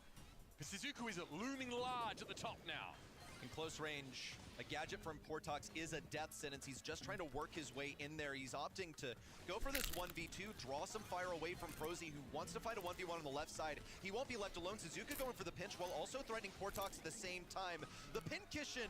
No. Portox Nice kills. to these 3 brawlers. It's 1 round to Zeta Division. They have good utility. Suzuku's able to jump away, and he'll play aggro off of that, since he can afford to get down to 1-tap within Wesley's range. The barrel is still there, ready? Yeah. Another peep, unable to clear that part of the terrain. And he got some incidental damage on Portox, but nothing you'd write home about. Wesley here, trying to find some poke damage on Suzuku and gets it. Another connection on Batman, so those flasks are starting to spawn up for him. But he's giving up a lot of ground at the top of the map here, allowing Batman to potentially pitch into the left. Here's Shitampo, hypercharge at the ready. The grassy field basically cleared off by that hypercharge of Piper Super. And Shitampo wants to get a bit greedy here, able to dodge the shot in from Brock though, while Wesley still looks for a way into the map. Shitampo was It able to looks push up there like because Zeta he has so much won the speed. barrel In up for mid-range, some Brock reason. is just absolute trash. So if Shitampo can close the distance, that's where he knows he's going to win. Portox on just 1-tap has to retreat. Wesley, likewise on the right side. Shitampo Batman gets one. How often do you see that from Angelo? Zeta finish it off and get the game win 2-0. All right, This is game a great 3. illustration of just how technical this matchup is. It's extremely execution dependent. It did feel like Bounty Hunters were really very willing to give up the map. One of the hidden MVPs of that round, I think, is the hypercharge Piper Super that clears all the grass at the top. That allows Zeta Division to take even more map control. Prozy needs to try and do the same here and expose Looks Zeta's like they've plans to the swapped world. some lanes. Also a different lane matchup this time. Wesley on the left side. They want him to take on Shitampo. They've identified him as the primary issue, and they just trust Portox to dodge out the shots from the 2 sharpshooters fighting in tandem. Wesley now rotating back over towards mid. They're just looking for some sort of solution. They managed to get game 1, but looks like Zeta Division caught up with them. Now that's a big wall break. Barrel finally destroyed for Zeta. That's a big one out of the way. Batman had to use a return to sender on Pearl, which is definitely the least effective use of that gadget, but he was concerned about his health pool. That does, though, as you can see, force Portox right up to the top of the map. There's no way he's going to be jump padding in, not without a super. Wesley takes another glancing blow from Shitampo, but allows the Angelo to move up, take that space. And Bounty Hunters just completely pinned into their own spawn. So that Portox can move through this choke into mid. 300 HP left. Prozy fired upon by 2 enemy snipers. It's Wesley and Portox to try and recover this, but Portox can't hit the gadget. At least he gets 1 kill on the right side, can work towards his hypercharge. No, didn't even get a single salvo of cookies off. Nothing gamed. Suzuki's spacing is astonishingly good. He is seeing the gadget pop by the Pearl and just staying Hey, welcome, outside of the Krongle. range only just. Not easy Glad to to do. see you here from It's Kevin's been a Discord. nightmare for Portox. This was a last pick functionally, this Pearl. Oh. I was really hoping for it to be the trump card, but so far it's been their Achilles heel. A hypercharge for Suzuki. Yeah, this is just complete domination. Batman has tons of damage, will eventually fall to Portox, but he's the last one. 39 HP survival, wow. And that's relevant because the star power saved him. However, even if he had died, I think still the set would have gone to Zeta. Sharpshooter class has concluded. Zeta Division super happy to go down the rabbit hole on this particular Yeah. map. They saw what the draft served up to them. They said, hey, you want Batman's doing really well this game. We have the Angelo already. Suzuki's doing good, and Shitampo's doing Shitampo. And add the Piper to the mix. Wasn't easy. They did drop a couple of games there. You can see how dangerous Pierce is when he starts to get going. All right. Be a nuisance if he clears that. But This is going to be the final. This is going to be another free yo. so annoying for bounty hunters. They have to play right at the back of the map, and they don't have favorable sightlines after the fact. Yeah, big problem there in the ends of it. I kind of wish we would get a 3-2 in the quarters, but Food's not going to be able to do it versus CR, and Bounty Hunters are not going to be able to take 2 sets in a row. If Bounty Hunters take Bounty, I would not be incredibly surprised. In a long time in this regard. Bounty Hunters, I think, just found themselves outmatched in some of these interactions towards the end as Zeta began to unravel things and figure out, and that's how this goes. That's why we play a best of 3 with the same brawlers, because there is such thing as an arms race in the draft. You can play the same draft 3 different ways, but games 2 and 3 went the exact same way. There's no possible catch-up for Bounty Hunters. So you mentioned that Wesley eventually lane swapped to try and fight Chitapo, trying to put their best foot in the Angelo lane. Unfortunately, by that point, it meant that, you know, Portox on the Pearl was having to play against basically 2 sharpshooters, 1v2. I feel like you're basically a lemon in that kind of scenario. And so, we're off to Layer Cake for the last opportunity for these bounty hunters to come back with something from their foray here at Honestly, World Cup. I'm so tired. I might turn off face cam. I think I'm going to stay, but... You see them attempt to play Rico a lot on this map and have very limited success. They have a 13% win rate on Rico, who's one of their most drafted brawlers on this map in the last couple of weeks. Yeah, well, what that tells me is experimentation. I don't think this is a red herring. They're not wasting practice time. They're just trying to figure out, yeah, is this possible? Can this work? Can we play around, you know, maybe it looks perfect for something that plays well around walls, but Shade is banned out. Taking a look at the bans, Shade has been eliminated. Kaze, easy way to get that blue star right off the beginning. Now, again, we've seen that this is incredibly execution reliant. You have to get the blue star and then play defensive for as long as you can. Gene, also wide open, a fantastic defensive brawler. Wonder if this will be picked up on the 2-3 turn. It's a high priority. First pick Kaze, I like it, especially with Mortis banned. The threat of a pull. So the Meeple's open as well. That too. This is that's a go-to for Zeta Division on this map. Honestly, with Kaze Meeple, they've had a lot of success. On the other side of things, yeah, no surprise to see the Kenji picked up here. One of the most picked looks behind Edgar for this team. I'm looking for Wesley as well to be put in a potential carry position. The last 2 sets so far has looked really good. First the Rico, right, and then the Pierce. Obviously it hasn't been enough, but that seems to be where the engine room of the Bounty Hunters team lies. Now, weird pick here, but we've seen it before. The Cordelius has been played by Bounty Hunters on this map. They're going to opt for Apparently, into Kaze is interesting. If you're Zeta Division, do we have any ways to sort of effectively clear this out? Shade is banned by Zeta Division. That's one of the simplest methods.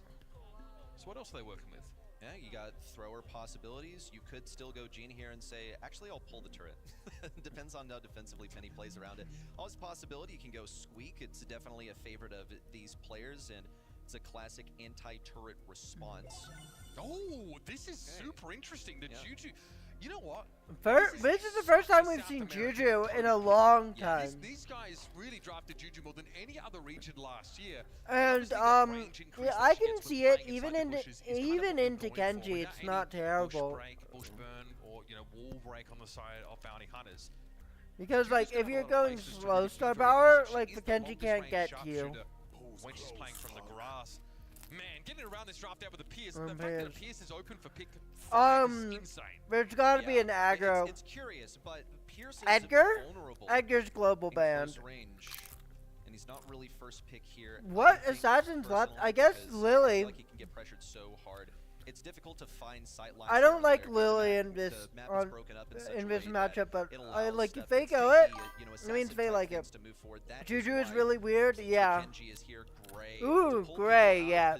Gray works. Because they know that Zeta are going to turtle up, so they're going to try and get a pull. Maybe hit some walking canes, break the walls that the thrower wants to hide behind, and maybe get a long pull, get someone far out of position, and then run all the way home. You want to also punish the Kaze for going blue star right off the bat. You also give a Kenji delivery system to your team now as well. You can make use of the dimensional door to get Kenji deep where he needs to be. Closing the gap, I think, on the Juju and the Pierce is going to be super important.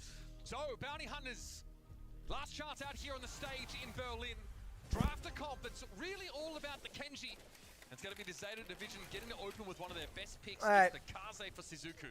And of course, it would be Portox on the Kenji. He's been the catalyst. Yeah, I'm for gonna turn Wesley off and face Frozy cam. to make it I'm to this just stage. He was a gonna star be. player I'm for his just team SKC tired enough that I want to last lie year. down. Now he's brought similar glory to the #1 seed of South America. Things going as expected so far. Suzuki gets that blue star, immediately swaps forms to get some close range damage versus Portox, who thought he would actually be hiding behind the wall. Really subversive positioning in the bush. Yeah, absolutely. Prosy also is dodging every single shot that Shitampo is trying to throw down there. I'm quite impressed at the footwork. Zeta are feeling a little bit confined at the moment, I'd wager. Salty Barrel cleared out now. Shitampo does not want to overextend here as Wesley. Ooh, Wesley, really good taps. Shitampo's still standing though. Oh no. This is where things get a bit more uncomfortable. Suzuku's going to come forward and eventually. Wait, Wesley is too aggro. Oh, wow. Portox is a little exposed here. That was a perfect play from Portox Suzuki. is dead too. Another and can't even be taken down. But Batman will fall. Rosie does get Batman. Pushes forward, senses a gap in the defense as Bounty Hunters have to fall back a rung on this layered cake. The fan storm down, a missed hook for Prosy. Suzuku is the target that Bounty Hunters need to aim for. They're down 3 stars at the moment. Suzuku would be the one to kill. That's why he's going to take a more rear position here. Zeta Division once more retreat back to spawn, but they're pretty comfortable here, I would say. Shitampo sitting on his super makes me think he probably has the acupuncture star power picked up for Grigori, just to be able to counter the approach of the Kenji, slow him down. It's not the most common, but Oh, Prosy, good TP, but it's not enough. too deep there by far. Wesley at the top of the map, eventually brought down by Shitampo. We know he's handing over those 4 stars, but the work, for the most part, seems to have been done. Portox still standing. That's 4 stars game. separate them. Suzuku, all he has to do is stay alive. And Zeta Division putting on a clinic here in our last set. That's a classic. Yeah, last set. Feels that way, man. Feels that way. By the looks of things, it will be the stalwart defense that they boasted, the way that they so carelessly threw their lives away towards the end of that game. They knew that the math worked out. You just couldn't kill them. They were able to afford sitting up so high. Shitampo can go into their spawn. As Yeah, a thrower, I'm not by the way, really no liking this penny covers because the tracks, thrower kills no the turret retreat and the Kaze intended kills the penny. whatsoever. This is the closest Bounty Hunters are going to get. In all possibility, 1-star deficit. They just want to get the blue star back. Portox going to do his best. The slow on the right side with the use of gadget, or rather, not with the gadget. The water a body. brief array onto the water. Shitampo using all 3 elements as Juju here on defense. Is Bro Avatar? That's I guess crazy. so. Yeah, Shitampo really making great use of Juju's passive here. Being able to hit a slow means that those next couple of throws are almost guaranteed to hit. So making use of those water bodies is kind of sick here. Frozzy getting tapped up by Batman. Oh, Gotta Wesley's respect dead. It has the shield, so not acupuncture being picked off. But that makes Gregory much harder to clear, especially for Gray. Yeah, just a really defensive selection of star power. That is what Zeta Division's composition screams. Here it comes. Here's the Kenji. Sashimi slices to the sky as Portox goes all the way behind, but he has no support. He's been completely cut off. The turret is down. Suzuki That gets should the be kill. helpful. Wesley Portox wins the could have round survived versus there. He Suzuki, got his who has no super in choice but to head time. all the way to Bounty Hunter's side. Ends up being taken down, but he really had no other choice. Just got into a bad position. Portox is going to lose that shield from the star power, so it needs to be a little careful. This burst damage. 5-star lead here. That means 2 eliminations required for Bounty Hunters. And Gregory is back on the field. This is going to make it a little bit harder for Portox to walk up on them with that level of impunity. And that turret, unfortunately, will be short-lived as soon as Shitampo draws a beat on his position. Yeah, well done, Suzuku also placing down the fan storm to get it. Missed hook for Prosy is going to cost him. It's on cooldown now. Don't think they'll get it before the And that, yep, congrats to Zeta. The team wipe. Prosy, the last one, and the pins are in the air. Oh. For #1 seed of SA, they just have a bone to pick with another team in the semis. And you've got to imagine that team would be their brothers. Regional rivals, of course. Crazy Raccoon with a chance to be in that semi as well. Zeta Division, though, just like the cheeky little brother, make sure they get there first. Dejected are Bounty Hunters. They do make it through this group phase, of course. But running up against the big dogs now in our elimination bracket, it is tough. We're going to head down. Tabani on the stage here to get some words from the winners and see if Shitampo dodges this one too. Welcome back to the main stage. Suzuku joining me here. A really impressive performance. You guys look so comfortable on the stage as well. Was that Zeta Division at their full potential, or do you feel like you have another level? And Batman, nice glasses. 素敵な大勝利だったと思うんですけれども、ステージ上で対戦するのはめっちゃみんな楽だそうですが、黒はフルパワーでしたか、それともまだレベル上げられると思いますか？いや、どの敵にも全部出し切ってるので、全力で戦ってます。We always go full on whatever the enemy is, so we always want to show like full strength, whatever the game. I love that, 100% every time. Now, a lot of people are talking about it, but you have the potential to play against Crazy Raccoon in your next matchup. Is that going to be a battle to decide the #1 team in the region? 次の対戦はクレイジーラクーンとやる可能性があるんですけれども、その試合は日本の一番強いチームを認めると思いますか？はい、もちろんです。CR とゼータが最強だと思っているので、どっちが強いか決めようかって感じですね。Yeah, definitely. We think we're the best, but let's fight them and let's see who's the best in Japan. Oh, I love that. Let's see who's the best in the region. Suzuka, thank you so much for joining me in this interview. Ladies and gentlemen, let's hear it one more time for who? Zeta Division. Good interview, honestly. Congratulations to Zeta Division. They're the third team that make their way through to the semis. Ready? You had the huge honor to cast these games. What was missing on the side of Bounty Hunters? Why didn't it work out for them today? They didn't manage to write their own story here. In the draft, it felt like they got put into a corner and then they completely bailed on their strat. The Hard Rock Mine stuck out to me where they pick up Chester. Did they just feel like they kind of had to so that they didn't get rushed down? I feel like you have last pick. Rico's pretty solid, but it leaves the Chester totally stranded in his matchup. Yeah, it just felt very much like outmatched, outskilled, and for Bounty Hunters, some lessons to take away from Brawl Cup, hopefully implement in their monthly finals, showing for Zeta Division as well. Having the crowd behind your side is really quite something at the Brawl Cup, and now that we know where the World Final is going to be, I think it makes the world of difference. Yep. The crowd here in Berlin going absolutely Crazy Raccoon versus Also, Foot is by far Zeta the Division. most Beautiful important to see. match. And now, as I said, third team to stand In the semis. quarters. They just need to find out who they're going to play against. We see it here once more. Suzuku to Tampo doing super well in this last set. Who was the carry for you guys?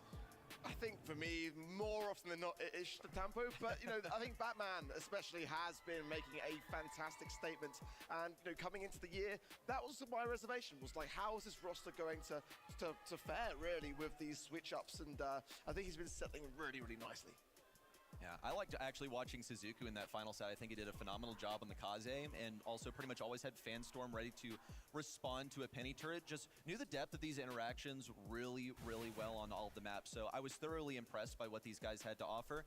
There's a reason that they are respected as basically 3 playmakers on a single squad.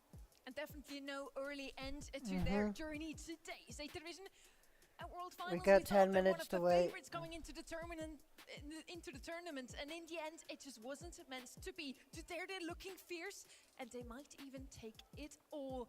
I kind of have them down as to potentially making it through to the Grand Finals. Maybe we'll have a East Asia versus East Asia matchup in semifinal number 2, though. It could very well be the case. I mean, I've got to say, though, Foot Esports has been really impressing me, especially considering how they are playing with Lenan instead of Guesty, and we have obviously spoken a lot about that over the course of this weekend. I feel like under all the circumstances that Foot have got faced against them, they've got a very good shot in the next match. But you're right. I mean, it could be Zeta versus Crazy Raccoon in that semi-finals. I also want to know what our viewers think, the ones at home, but also the ones who made their way to Berlin. Welcome to day 3 of the Brawl Cup. Are you guys ready? Guys, let me see the signs. We are from Ukraine and Kazakhstan. We are here for the SMG.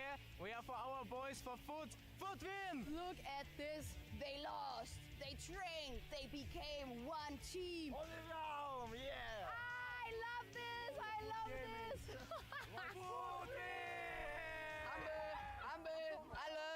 Foot win! Without Guesty, Foot will not win, bro. Who are you guys rooting for? It was Toxic Lotus. who are you voting for today then?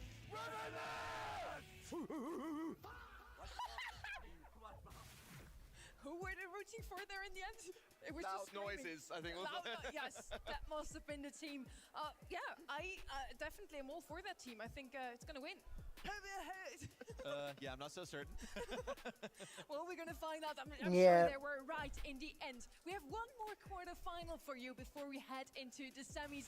So lean back in your seat, grab some snacks, and Alright. enjoy because this is Ooh, gonna really be nice a hairstyle banger. by. And hopefully, Don't know finally, who that close is. That match up Tensai? here. Crazy Raccoon versus Foot Esports. On the left-hand side, we have the East Asian powerhouse, the defending world champions.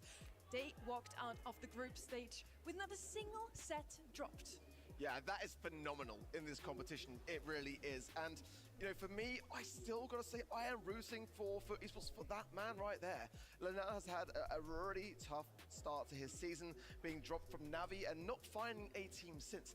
If coming in to fill the boots of Guesty, and we know just how big those boots are to fill, if they can do this, go to the semis and maybe even beyond, I think it will do wondrously for Lena. And Foot did take Tribe to the final and last set, 3-2 in the end for Tribe Gaming. After that, 3-0 versus Toxic Lotus, and with that, Foot is still standing today in the playoffs. Now, Lena has called himself yesterday the All Might. He wants to be the hero of that team, saving them from not certain doom, but definitely an unfortunate event, Guesty not being here already. Yeah, a pretty serious level of doom, I, in my personal opinion, believe. Just because how important is that to be stripped of your drafter, your communicator, your star player, your pop-off for the season that's supposed to propel you to victory. So I certainly hope that he can be the savior for the team. And in their match against Tribe Gaming yesterday, we certainly thought it would be a close one. Not an easy one for Foot Esports to win, but they kind of were the favorites. Do you guys believe maybe there was something else going on there, as Foot Esports was hinting towards maybe doing it on purpose, so EMEA has 2 slots still up for grabs. It's just a joke, of course, but both Nob is saying that was our plan, to take 2 slots for EMEA, as well as Angel Boy did some match fixing against Tribe Gaming to not Match face fixing is Rumble until illegal. the finals, because the first slot takes the world final spot. The runner-up takes a LCQ slot. EMEA now is the only region that could potentially take both with them. Yeah, Foot Esports are that org that I've got a really good sense of humor. As well, like, not despite being one of the quiet on the team, I get on super well with at events, and they've all got a really, really good sense of humor. I think, though, there is something to be said about how incredible that is as a prospect, though.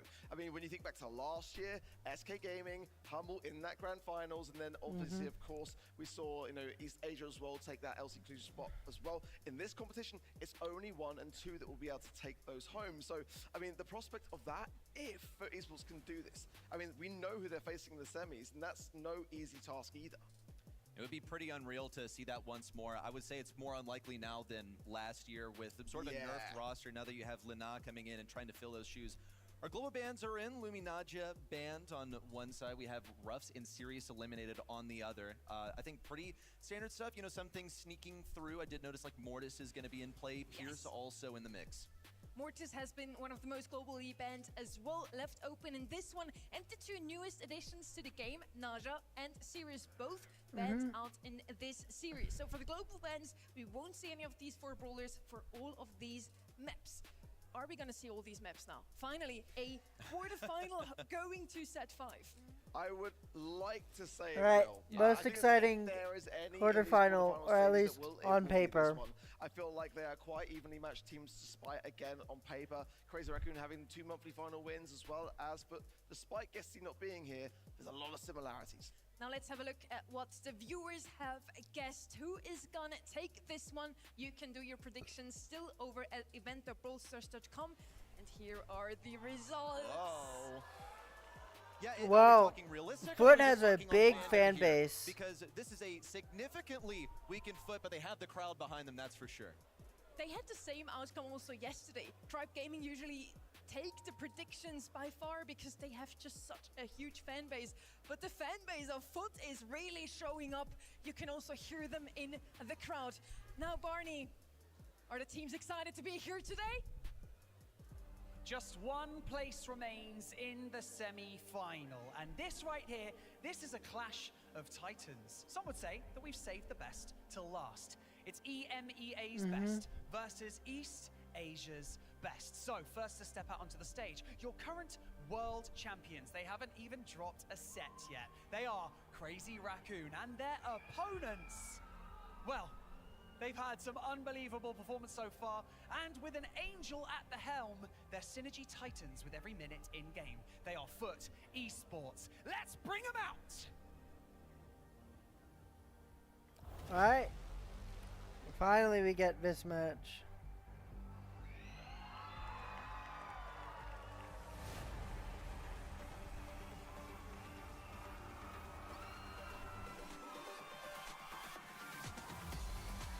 They sit at the absolute top of the Brawl world. But these kings are still hungry. East Asia's master thieves are back. And they've set their eyes on another land trophy.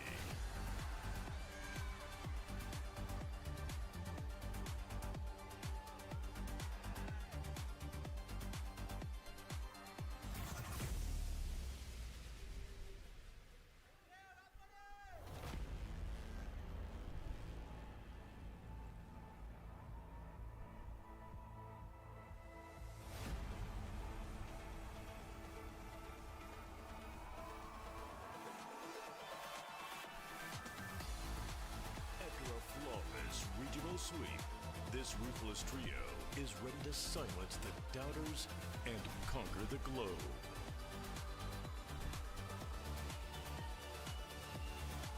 Wow.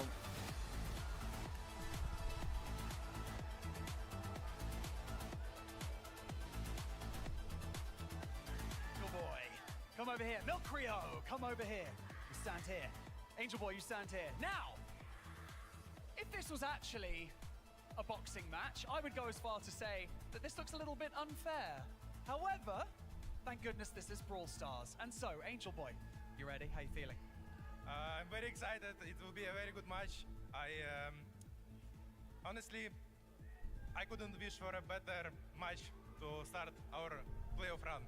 I love that. I love that. The respect is there. I love it. Milk Rio, are you ready? Yes! Yeah, baby! That's what I like to hear.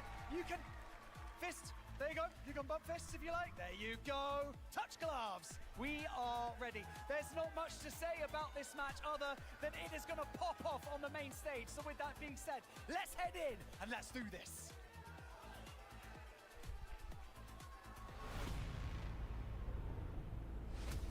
Moyan. Tensai. This is so awesome.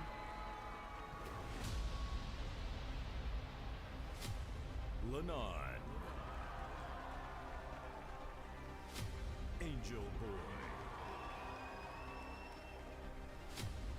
Knob.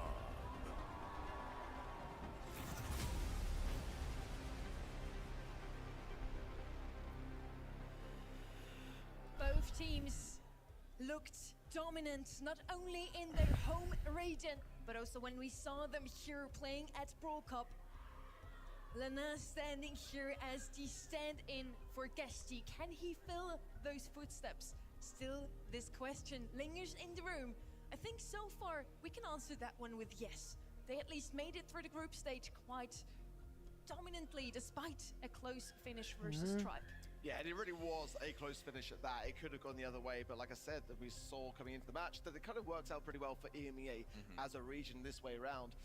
Certainly as well, I know a lot of pressure now on CR because we know where the World Finals are going to be. They want to make sure that they represent themselves in that best possible way to defend their title. Lots of good energy, of course, as always, from Milk Rio. And fair to mention as well, going back to the LCQ of last year, when CR were backs against the wall against Casa Brawl, and the home crowd very much cheering against them, they were able to find the ice in their veins to turn it back around into their fortune. So I don't think that despite how loud this crowd may get for Foot Esports, that it's going to be enough to deter them.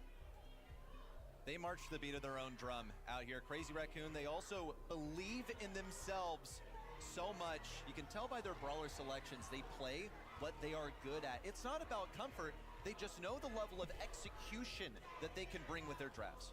And keep in mind here, Tensai standing amongst that Crazy Raccoon roster, already 3 World Championship titles, now trying to add a mid-season event to it. Chester, our first pick here, no surprises. We have seen this guy come out so often already, regardless of the map and mode.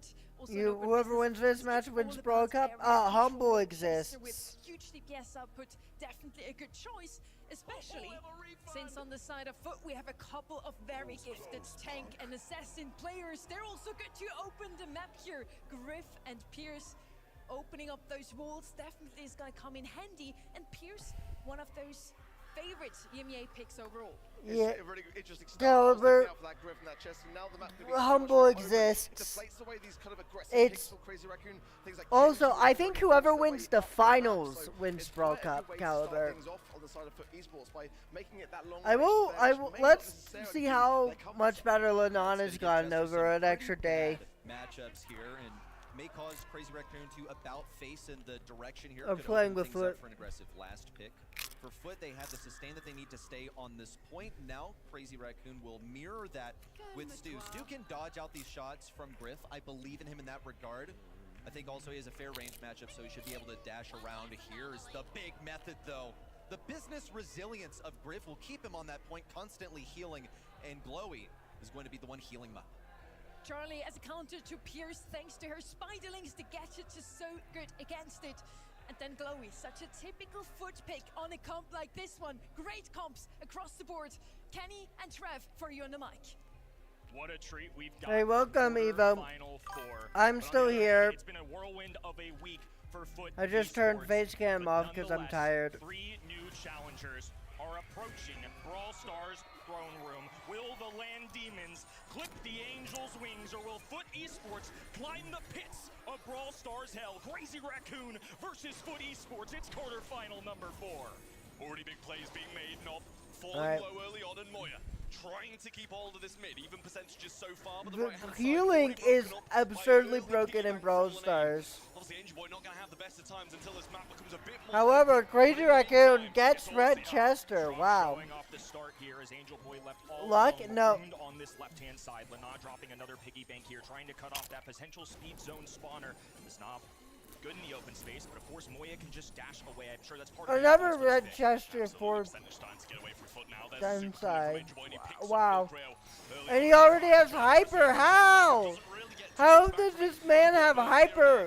He'll keep himself alive and keep Linane in there as well. A piggyback throw, hyper aggressive from Linane, and that's not going to do too much. And another Red Chester. What is this? Snob has been forced to be a healer, and that's fine. Glowy is, of course, a support brawler, but you'd like to get him a little bit of damage. They need to get themselves set up so Angel Boy can start tackling the other team. But Milkrio, a star of Because Nob 2025's World Finals, makes great contact with that super. Nob now trying to make a hero's effort. Misses his Hyper. Oh no. Away, but now he's got a super of his own, and Nob, a goner, not going to be able to deal with 3 at once. 3v2 and a hypercharge. Moya. Coming out of Moya here. Angel Boy going to go down, and some good shots from Tensai follow up onto Linane. Nob trying to make something happen, but too little, too Wow. late from Foot Esports. And a very convincing... Densai just had perfect luck. He got every single gadget he had was Red Chester. And he got Hyper so fast. But this fan base travels well for the left-hand side. An awkward silence, occupying the right-hand end. Crushing sequence there. Foot Esports just never got off the ground running. This time a piggy bank on the right-hand side. Like, okay. He's had a tough one. Yeah, here's the thing. On Chester, luck is a skill. Of course, the expectation's so high. It would be so If you're devastating just to make a quarterfinal. Still seem like they need to break this map. the people who get Pop Rocks as their first super every single time on Chester aren't good Chesters. I'm joking, of course, but yeah. Oh, welcome back, Pim. Excellent stuff from Foot. What a turnaround from them is now Angel Boy tapping the left-hand side. Will be able to outrange Milkrio, but just has to watch out for these Spiderlings. Tensai on the right-hand side as well, dropping a little bit of ice as Moya occupies the mid. Are you This is eating great stuff. Back and corn forth, but complete chips? possession of the hot zone for Foot. Little tap coming in there onto Nob as well, keeping him low, and Linane just trying to make something happen. Here's the speed zone, and they start to collapse in on Foot Esports. First signs of life in Game 2 from CR. Oh wow, Moya, well played. In the meantime, one of them does fall. Milcreo set back to spawn, but all three members of Foot are in theirs. Potential for a big bounce back here. Now Milcreo respawning as Nob makes an attachment onto Moya. Little extra life there as Mana has to work against Tensaya. Bounce back. Now they're going to be able to work from mid-range rather than long. Milcreo, though, just taking his time. Really hasn't been forced out of this. Just so much distraction going on. The other two members of CR have given themselves a lead. Yeah, they're going to surround Nob here as he comes out of that cocoon. Down he goes. And Crazy Raccoon looking like they're about to start running away with it. Angel Boy not having a good time in these matchups. There's the hyper charge coming down. Perfectly timed, but Nob going to catch it away. Another one. Wow, beautiful from Crazy Raccoon. Is all they need to set one. And Foot Just sheer mechanic stiff from CR.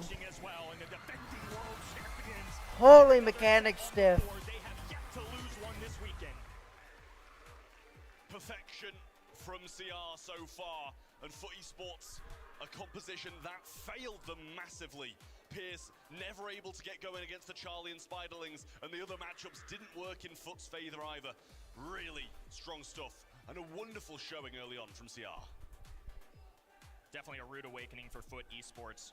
I want to give a lot of credit to this team. They are showing confidence, and you have to. Amidst all the chaos, absolute masterclass from Crazy Raccoon. It's insane. They've had a positive attitude through it all. I think it's something. This is why I think this team is winning a Brawl Cup, by the way. A large reason of his mental success. Despite the adversity, he always shows up on game day, fully prepared. You could see it in the interview. He's not cocky, he's confident. There's an important differentiation, and you need that if you want a chance against one of the immortal Brawl Stars teams. Game 2 was definitely better from Foot, so they're heading in the right direction, but just a little late to get started. Stat-wise, 5-7-2 as Moya dominating Nob across the board, and Donuts Fullerane and Nob there as well. 0 kills each. Angel Boy managed to get 3, which actually surprises me at that as well, especially with Milcreo, who only had 2. Seemed like that was a matchup that he was winning, or at least dominating for the most part, with the assistance. No, humble winning. We will see Pim. 3 kills is tough, though. I mean, that game number 1 was dominant, but game number 2, they still weren't able to overcome. It's Crazy Raccoon looking in the exact same form as they were just about 6 months ago when Tensai was crowned for a 3rd time. It's been a long overdue coronation for Angel Boy, though. This guy has battled for years, tried to carry so many different rosters. In the quarterfinals is as far as he's ever gone. Brawl Cup, of course, different from World Finals, but I would argue this is still an equal number of competition. Absolutely. Well, we are going on to Pinhole Punt. Unfortunately, not doubling down on the open business. I'm sure Foot will be pretty pleased with that, to be honest, after their performance on the map. Incoming first, then, is the Chester Bandwagon. Really good first pick. And the Otis from the side of Chester's very good the Colette on this map. And the Crow, so a little double ban on Leon, definitely wanting to get that out of the way. And Chester, this time in Foot's hands. If you can't beat him, join him. So we're going to pick up Chester on that right-hand side. Can't fault them. It's been something we've talked about from a large perspective, the bird's eye view of our draft strategy this weekend. And if you're playing your Power League, or excuse me, ranked games at home, shows my age, Brawl Stars, doesn't it? Chester as an anti-tank.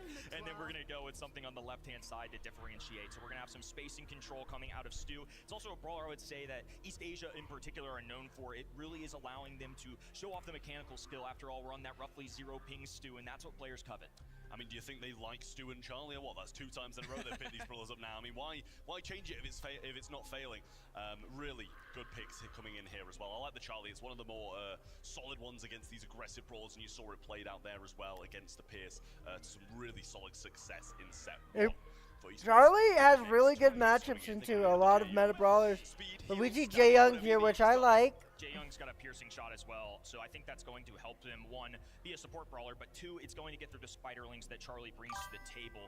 I do like this from the left-hand end, though. I mean, Max, maybe no. In any situation where you think that Max can be played, they're going to play for J Young or Stu instead. Because Max isn't good right now, unfortunately. It's quite hard to react in general to Angel Boy's Mina. We saw it played out yesterday, and it was very strong getting in the back lines of their opponents.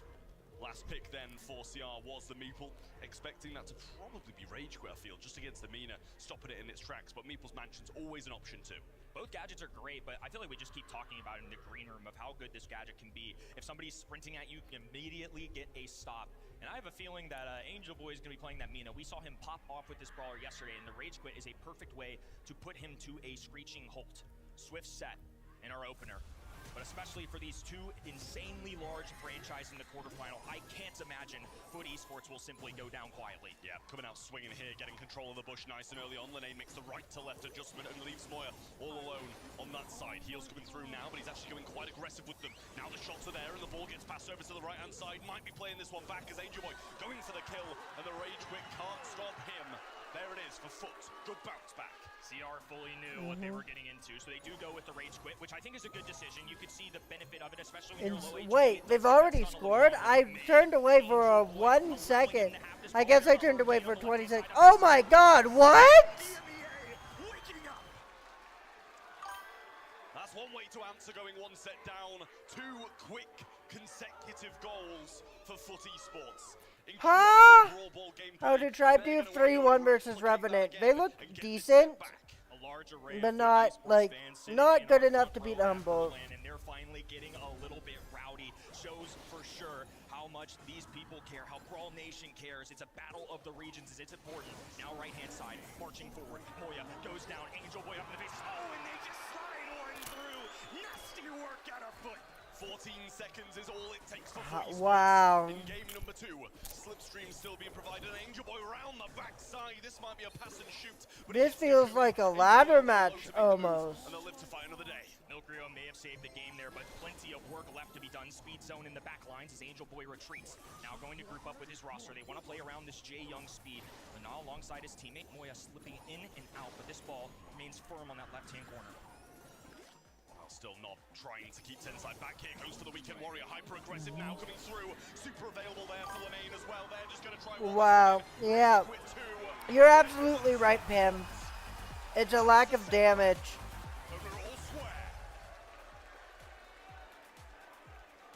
The crowd right back But in still, it. it's insane that the set is this fast. The left-hand side there. I mean, Milkrio is a showman at his heart. The smile large, but make no mistake, this team are demons on the LAN stage. They have fun with it, but it's maniacal. Oh, it's wow. devious. And Foot Esports with an immediate answer. Look at the smirk coming out of Nob and Angel Boy. You love to see it. Confident, not cocky. The young lads let their game do the talking. Absolutely. Let's not forget, that's sets going either way in pretty much even amounts of dominance. So not that far ahead just yet, pretty much still even in my eyes, but what a set that is from Foot Esports. Really, really solid work. You see Nog kind of getting overwhelmed, he just leaves it, he goes for the heals. Rage Quit comes through. But as good as that gadget is, and we've said it a few times, it's not stopping what Foot had coming. Let's remind the audience as well, the draft order here. Meeple was the 6th pick. They allowed Foot Esports to get through the global bans, to get through 6 bans as each roster, and still Angel Boy landed with Mina. When will the people learn? This guy's a problem, especially on Brawl Ball with this brawler. Well, I'll tell you what, whoever they're facing in the semi-finals and finals, if they get that far, will be looking on now and making sure these brawlers don't make it through, because that's about as dominant as it gets in Brawl Ball. 2 quick consecutive games go their way. Wow. Move on to Gem Grab in Hard Rock Mine, and one of these teams will be taking the lead once more. A flash of entertainment, 1-1, and dominant sets from each of these squads. I really don't know how to feel.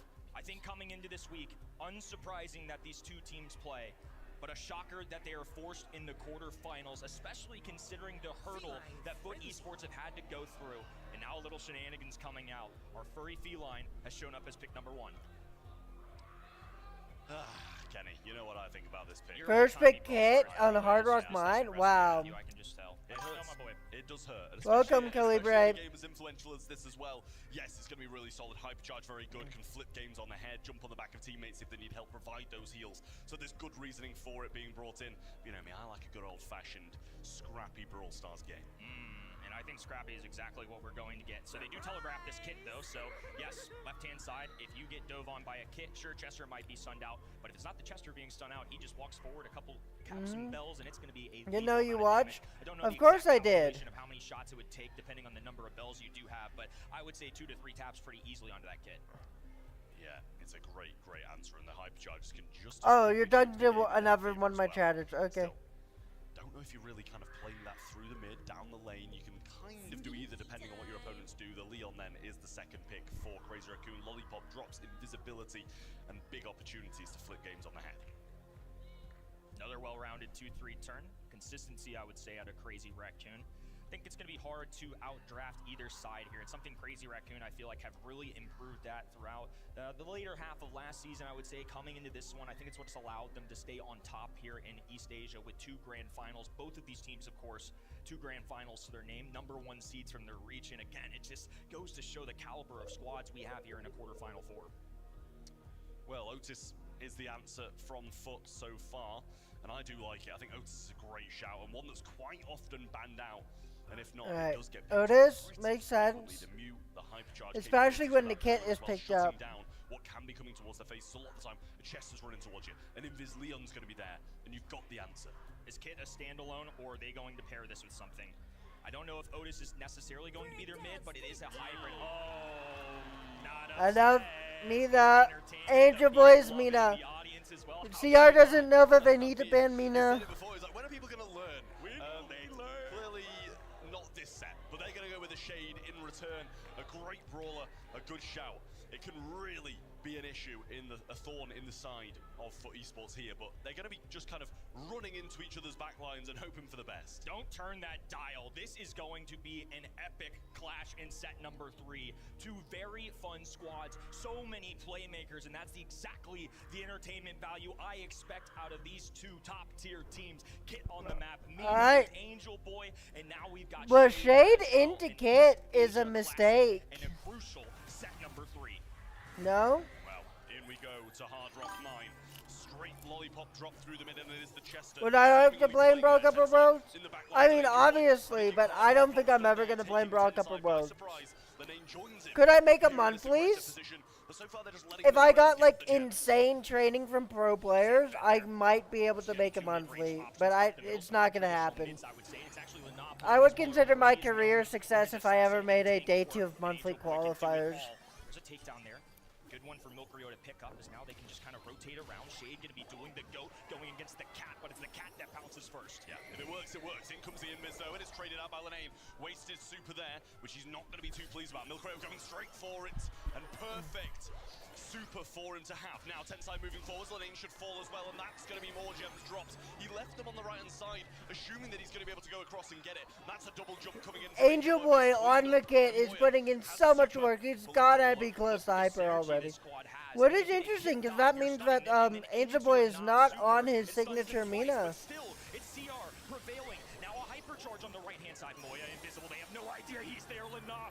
Angel Boy has hyper now. And Angel Boy surviving that, a big deal. All 3 members of Foot now have an opportunity to move forward. Yeah, great kill from Nob there as well, and Lenane's pivot. Angel Boy hunting Milkrio. Expected at the start of this game on the Mina. Just got a few too many in his pocket and now has to pivot to that position. Hypercharge there from Angel Boy. Little bait and switch. I think they think he's going to go forwards, but he did poke out the push there, and the Leon finds him. But that hypercharge is looking dangerous. Foot Esports are going to play around that purple button. Keep an eye on Angel Boy on the top right-hand side. He can dive in at a moment's notice. He's going to make sure Lana picks up this gym first. Milkrio know they have to take a stance. There he goes. Right-hand side, all the chaos being let loose as Angel Boy scoops another Going one. for Milkrio. He's feeling lethal, but up top, action going down. Foot Esports calm amongst the storms. Angel Boy cannot die here. Side, as long as they cut off Chester, No, he can. He can die. good, but Moya's invisible. Not quite within striking distance now as they get the easy tap. Wow. Would you believe it? Foot Esports have taken the lead. I mean, that's a massive turnaround for Esports there. If Foot didn't see. So bad for them. Oh, okay, Pim. I will hold you to that. But the Mina gem carrier just working so well. Kind of a little bit less risky to have the brawlers on a brawler who's got that mobility and can get away from these brawlers diving at him. Well, yeah, yesterday Foot kind of had bad drafts. Just eggshells. But that's not here anymore. Beautiful performance out of Angel Boy there, as now Lana gonna be in trouble. Whatever was causing the drafts to be bad yesterday, they have fixed it. Now in prime position up top. If he can get through these walls, if they don't focus him down, he is going to be a nuisance in the side of Foot Esports. Yeah, Angel Boy still in the backlines, trying to do exactly what Tensai is as well. Has a super though, so can kind of cancel out what Tensai wants to do. There you go, synergy there again, good communication, but in the backline now, Moya with a great kill and cycles out that super. Will surely be pinched down, and is, but in the meantime, surely there's a few gems for Milkrio. Worthwhile double down from Lana and Angel Boy just to ensure that they grab that kill as Tensai clings to this indestructible, goes for the long-range hug, but can't quite get there. Lana, Nob looking for a pinch. Tensai, no super, will go down as Milkrio is forced away, and Angel Boy now can go tit for tat. The little cat's going to be in the corner. I didn't even see Angel Boy putting in work, but you know he's probably going to be winning the lane the majority of the time. Jumps on the back of Lennane now and just retreating a bit more. It's 5-5, and Mina actually the full-time gem carrier now. They started with it. Angel Boy, cardboard box down the mid. Milk Rail looking low there. Angel Boy gets the kill. Oh my god. Right as both of Crazy Raccoon's other players are going up, Angel Boy goes down and gets a kill. Oh my god, they're trying to hide and spawn. And it works! Wow!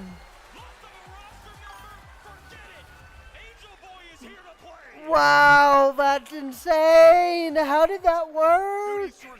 When you can just run straight into your opponent's spawn. Perfectly timed by Foot Esports, and they are two Veil pre-mode in Brawl Cup. As deadly as ever, and Lennane pivoting to that mid-roll on the Mina is the brawler we would have expected Angel Boy to be playing. Veil pre-mode in Brawl Cup and still won. Unbelievable stuff. I mean, I'm just shocked. We talked about it a lot. They had How? an interview off camera, and I think you both and I had a similar sentiment. I think the desk had a similar sentiment. Man, Foot Esports are great, but how can you expect a team with a brand new player to show up and win against CR?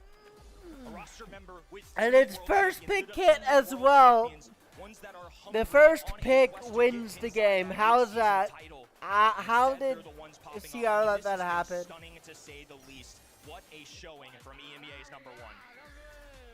Lennane comes in with a big point to prove for the Foot Esports side. You take it back, Pim? Wow.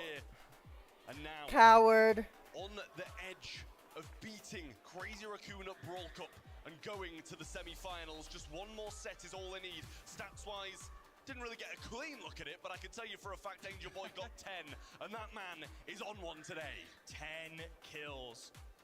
I mean, just unreal.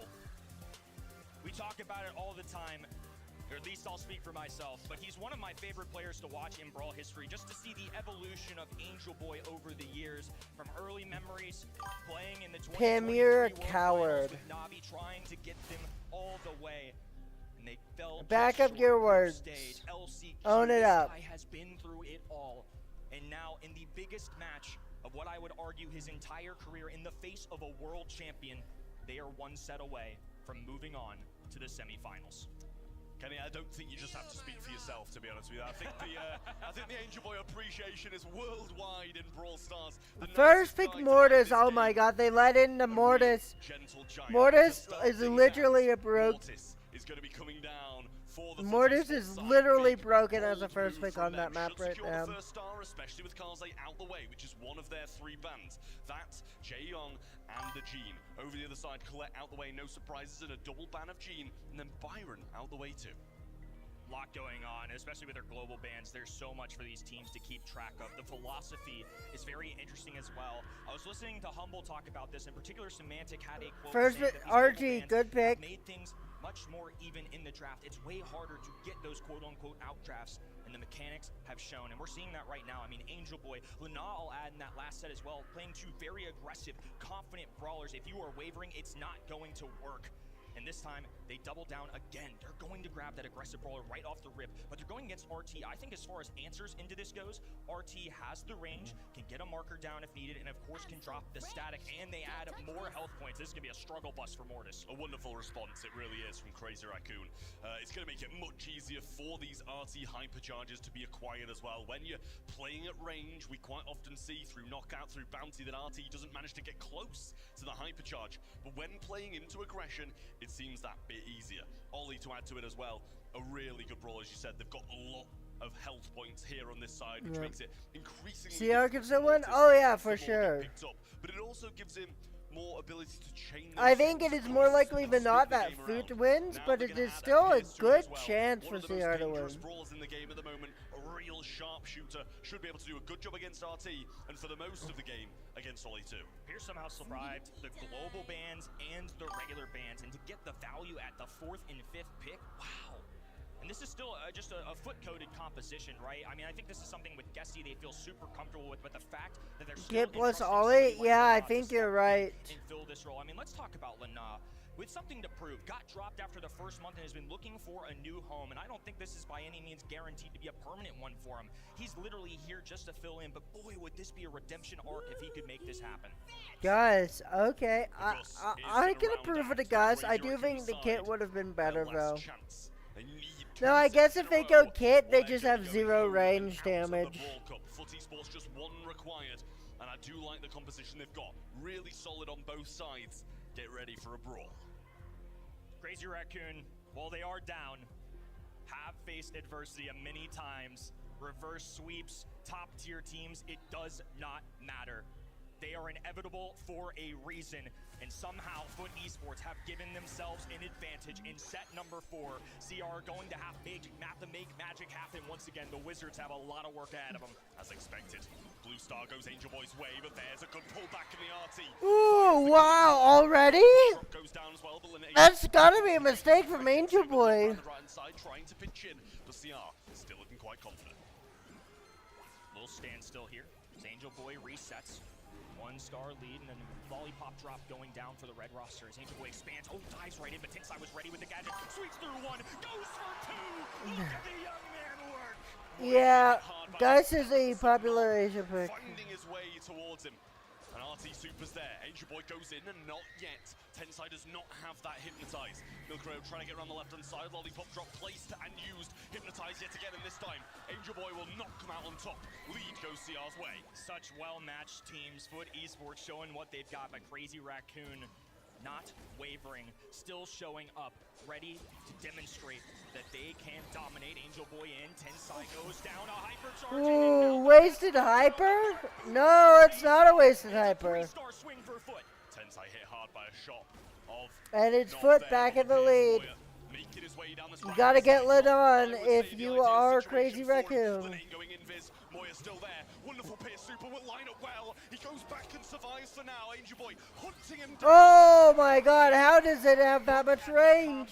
Spinner, Lana, the substitute player, getting a ton of taps onto one of Brawl Stars' best, and now a lollipop drop for a little extra coverage. FUT Esports on the defensive. Hyper Ollie coming in now. It's going to be a big moment for him. Can he get the job done? Angel Boy going in once more. Hyper on the right. Moya's going to go down.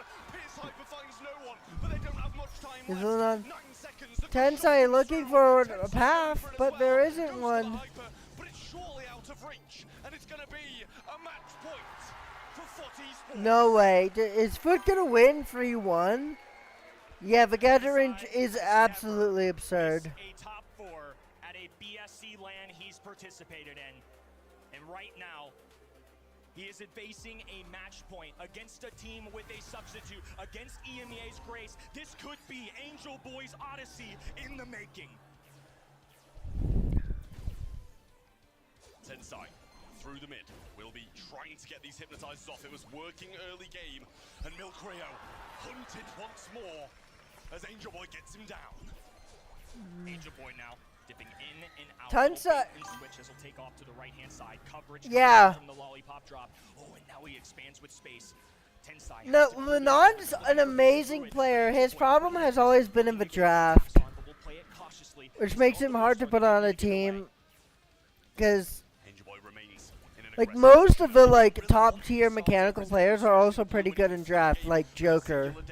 Lollipop drop in the back area of FUT Spawn. Gonna get taken down by RT, flanking around the left-hand side, and a Pierce Super will go. Milcreo baited a Super away. Excellent. Tensai dies. Coming out of Knob. Trade, though. 3 stars, still with FUT Esports. They've now burned a couple of those supers, and Lana taking off down the right-hand side late again. Milcreo doesn't see it coming. No super available, and another frag for the red roster.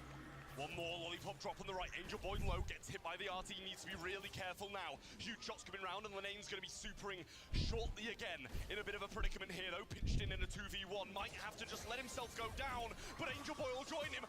Tensai dies again, wasting super. And this is going to be FUT. Congratulations to FUT for winning against the #1 team in the world right now. With 20 seconds to go, 14 stars with FUT Esports. Crazy Raccoon need a miracle. Now on the left-hand side, FUT want more. They were condemned to take on the GOATs. A Frankensteinian roster has to deal with Oh my god. Wow.